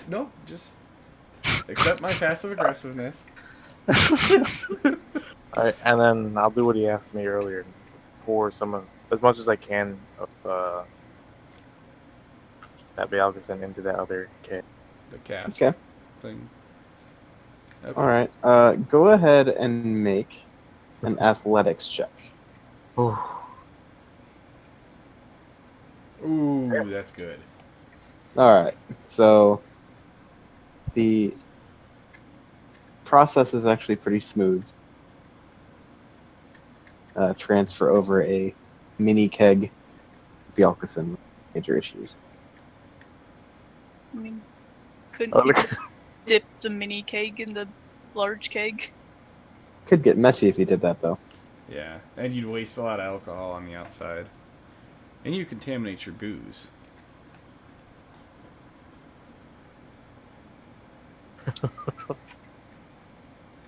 Or you could just, wash the other one and just hold it above as it drips.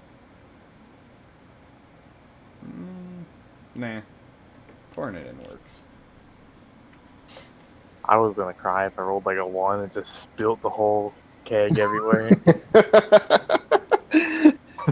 Just You flood the room. cry as much as Togar would.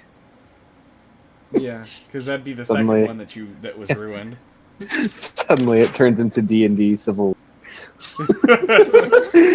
No, I wouldn't be really angry at him. I would just be sad that this beer that I really like keeps getting wasted. So we're like going into bed now, right? Yeah. Okay. So this is what Bungdo's been working on.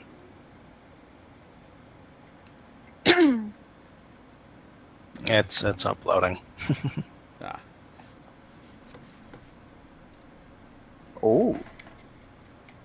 Flyer. Okay, Mr. Fine Print. Jesus. I can't. Open the original. There we go. I can read it now. Holy shit, that's large. That's like a 4K resolution. It is. I've got it in 4K actually. Dude, do you think I would make art at any less? It looks beautiful, Phil.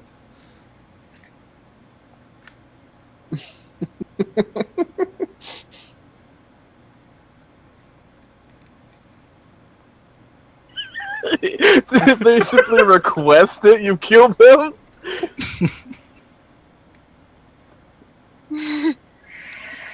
I think you have a double space in here. Yeah, between the or and perhaps. 1776.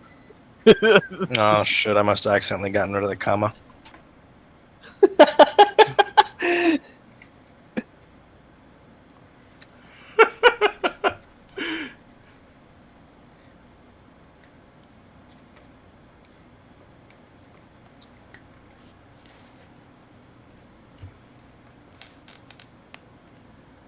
That's awesome.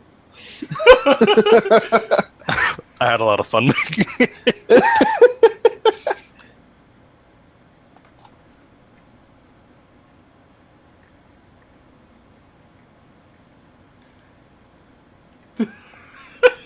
That's awesome. All right. So does Bungo show all of us? Not in character. I'm gonna No. show you after I get them made. Okay, Oh no. that's pretty sweet. So, question of like actual, like how this is gonna work, Eric. Did Octa just kind of fall off the face of the earth, or? Well, she's been quite quiet on the way back. Yeah, I'm not sure. She decided to stay and learn blood magic. Well, if yeah, that's the because case, she got along so well with Nauren, right? yeah.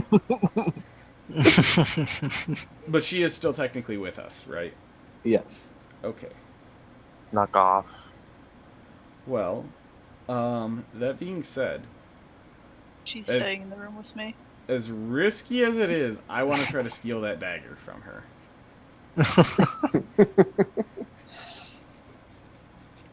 Okay. So, I'm going to. What I'm going to do is I'm going to go down to the bar after I'm done with everything with Trogdor and the smithy, Mhm. and try to essentially get Octa as fucking just drunk as I can. Anything she wants, she can have to drink. And then, like, just while she's in her drunken state, I'm just gonna attempt to pluck it. Okay. So a few questions. First of all, are you drinking along with? Very slowly. Okay. I'm just sipping. All right. So, yeah, you get. She gets 2, maybe 3 drinks in, and you notice she's slowing down a little.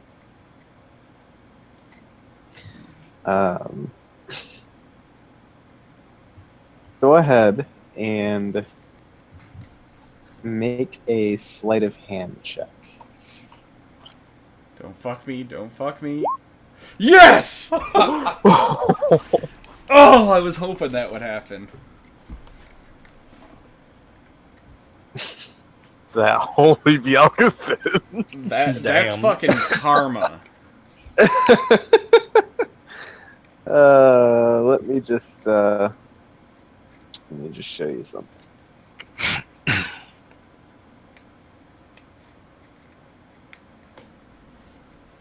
With disadvantage, rolled the nat 20 twice for perception. She probably did get a nat 20. Nat 20 and a nat 1. Oh, so wait, she got a nat 1. That was what? Advantage or disadvantage? I don't know. Oh, she rolled a nat 1. Oh, sweet. And Yeah, Like all you I got wanted, that candy dagger. from a baby. all I wanted was the ornate dagger, too. All right.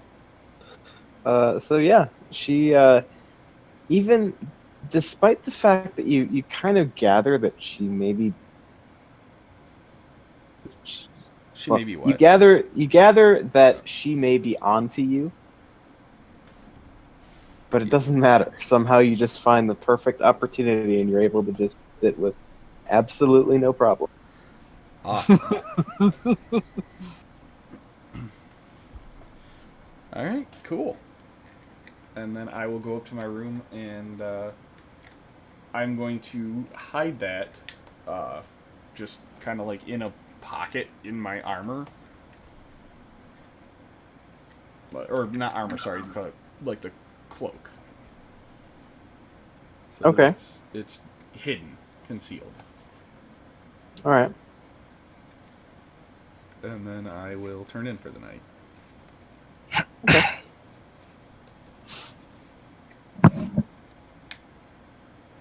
All right. Well, I guess if there's something that somebody else would like to do.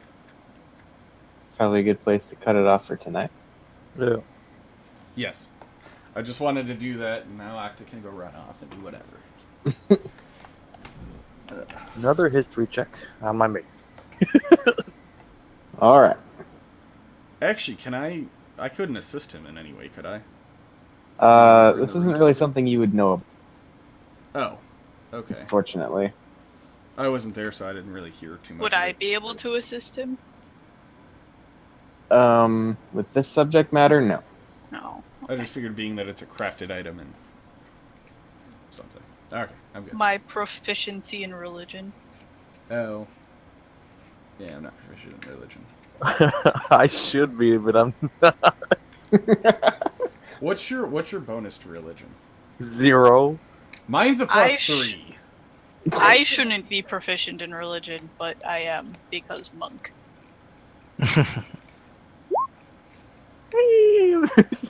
One better than the last one. You're pretty sure the trader in question was, in fact, your mom. Oh. Actually, Eric, now that that's got me sparked, can I do a religion check to see how the 3 dwarven gods that I follow, what they think of this holy Bjelkesen? It's actually pertinent. Sure. Alright.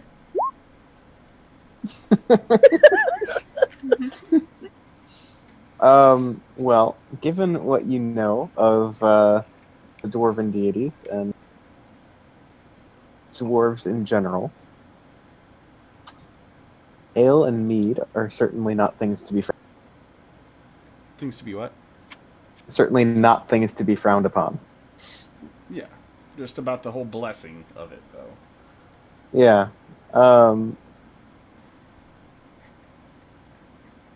Especially in this context, it's kind of hard to tell because, first of all, it's not being done in any of their names.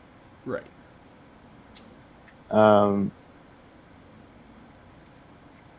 So I don't know. I mean, in this case, kind of indifferent.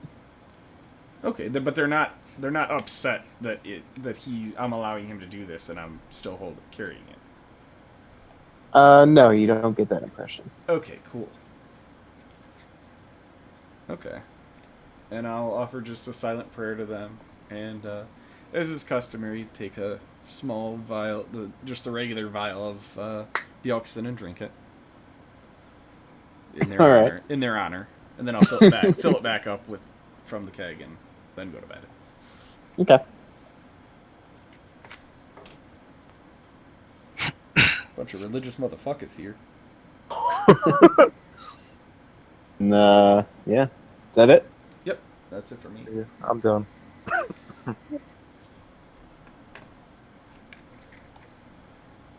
Okay. Then we will pick it up the next day, next Saturday. Okay. Level up. You don't know. Actually, I didn't.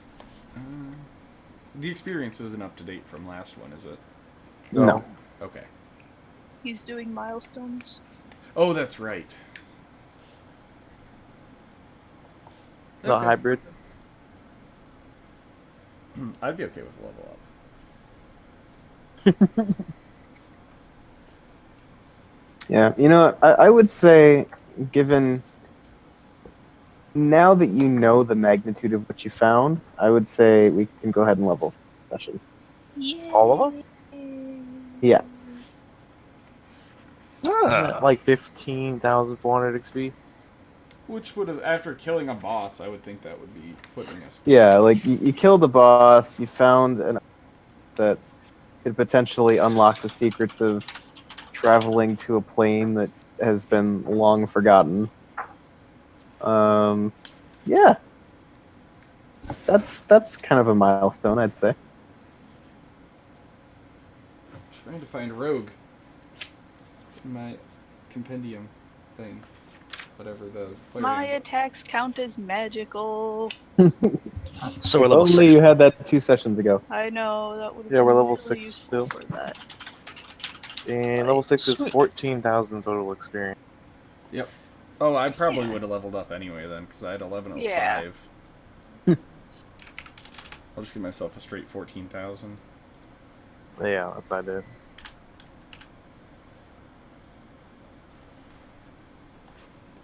I did a thing. So for druids, the bonus we get. Actually, never mind. That's not even magic. Sorry, I'm just trying to see like what if I level up my spells or not. I believe you do. I think you do at level 6, but Yeah, don't Yeah, but Druidic like circle. so when I cast something, what level can I cast that at? You can cast the highest as a third. You have 4 first slots, 3 second slots, and 3 third slots. So you gained a third slot. Okay.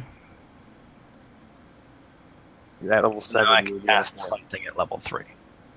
You already could, but you gained an extra spell slot for it. Oh, so 2 now. 3. 2 was Oh, before Jesus. at 5. Okay. And then at 7, you will gain 4th level spell slot. Can you link me to that page? 'Cause I'm looking at my player's handbook. Yeah, we all Oh. pretty much all of us if you search Druid on Roll20, it'll give you the table. Ah. Hey, Okay. Eric. Yes. At 6th level, I get another thing of expertise. Meaning I can choose 2 proficiencies, or one of my skill, 2 of my skill proficiencies, or one of those and thieves tools, and my proficiency bonus is doubled. Instead of taking a double proficiency for one, can I get a proficiency in something? Oh shit! I unlocked my druid circle. Yeah. Or could I get it Oh. and just do like get proficiency and double it and use both of them total? All right, let's see what we're talking about here. Okay. Yeah. Starting. You can choose 2 more proficiencies.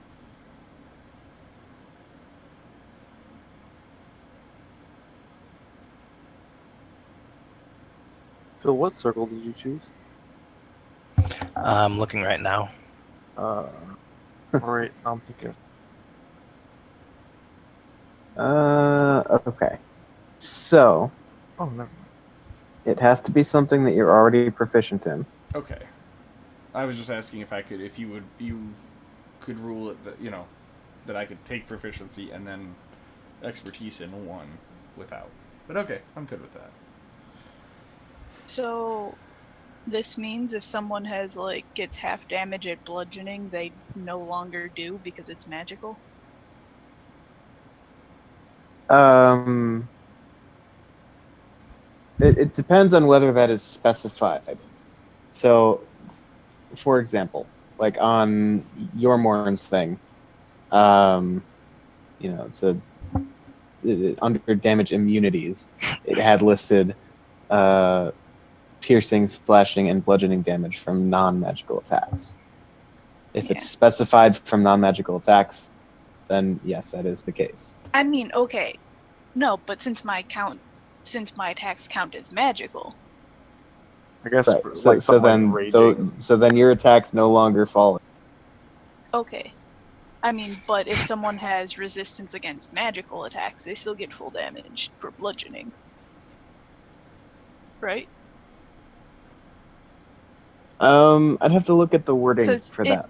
what it says is that your attacks count as magical for the purpose of overcoming resistance.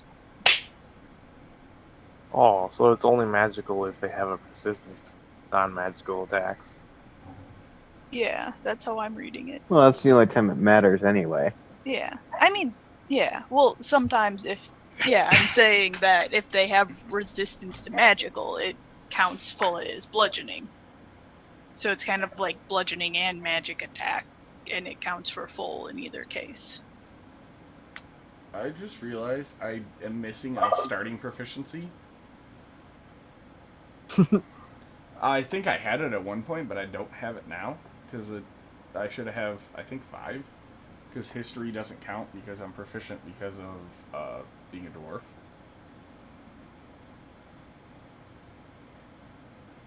I'm not sure though. I'm just now realizing this though.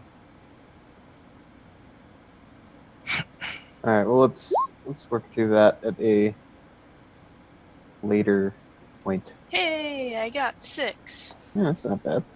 Yeah, I'm gonna roll a hit die. Oh yeah, I forgot about that. Well, the only Yeah. reason is Hit die is to get our next health, right? yes. Yeah. Yeah. The only So reason you I say roll that one is hit die. yes, Phil. I'm now at 40. Anyway, You our did twos- roll only 4 though. Yeah, it's okay. Oh, you're so high because your freaking Constitution's a +4. Yep. I'm at 62 hit points. So I'm the at reason I 60. asked Eric is because stealth would be the thing that I would go proficient in, and then I would double my proficiency with that. So with this ability, the expertise. So All right. Let's see. that's the only reason I brought it up.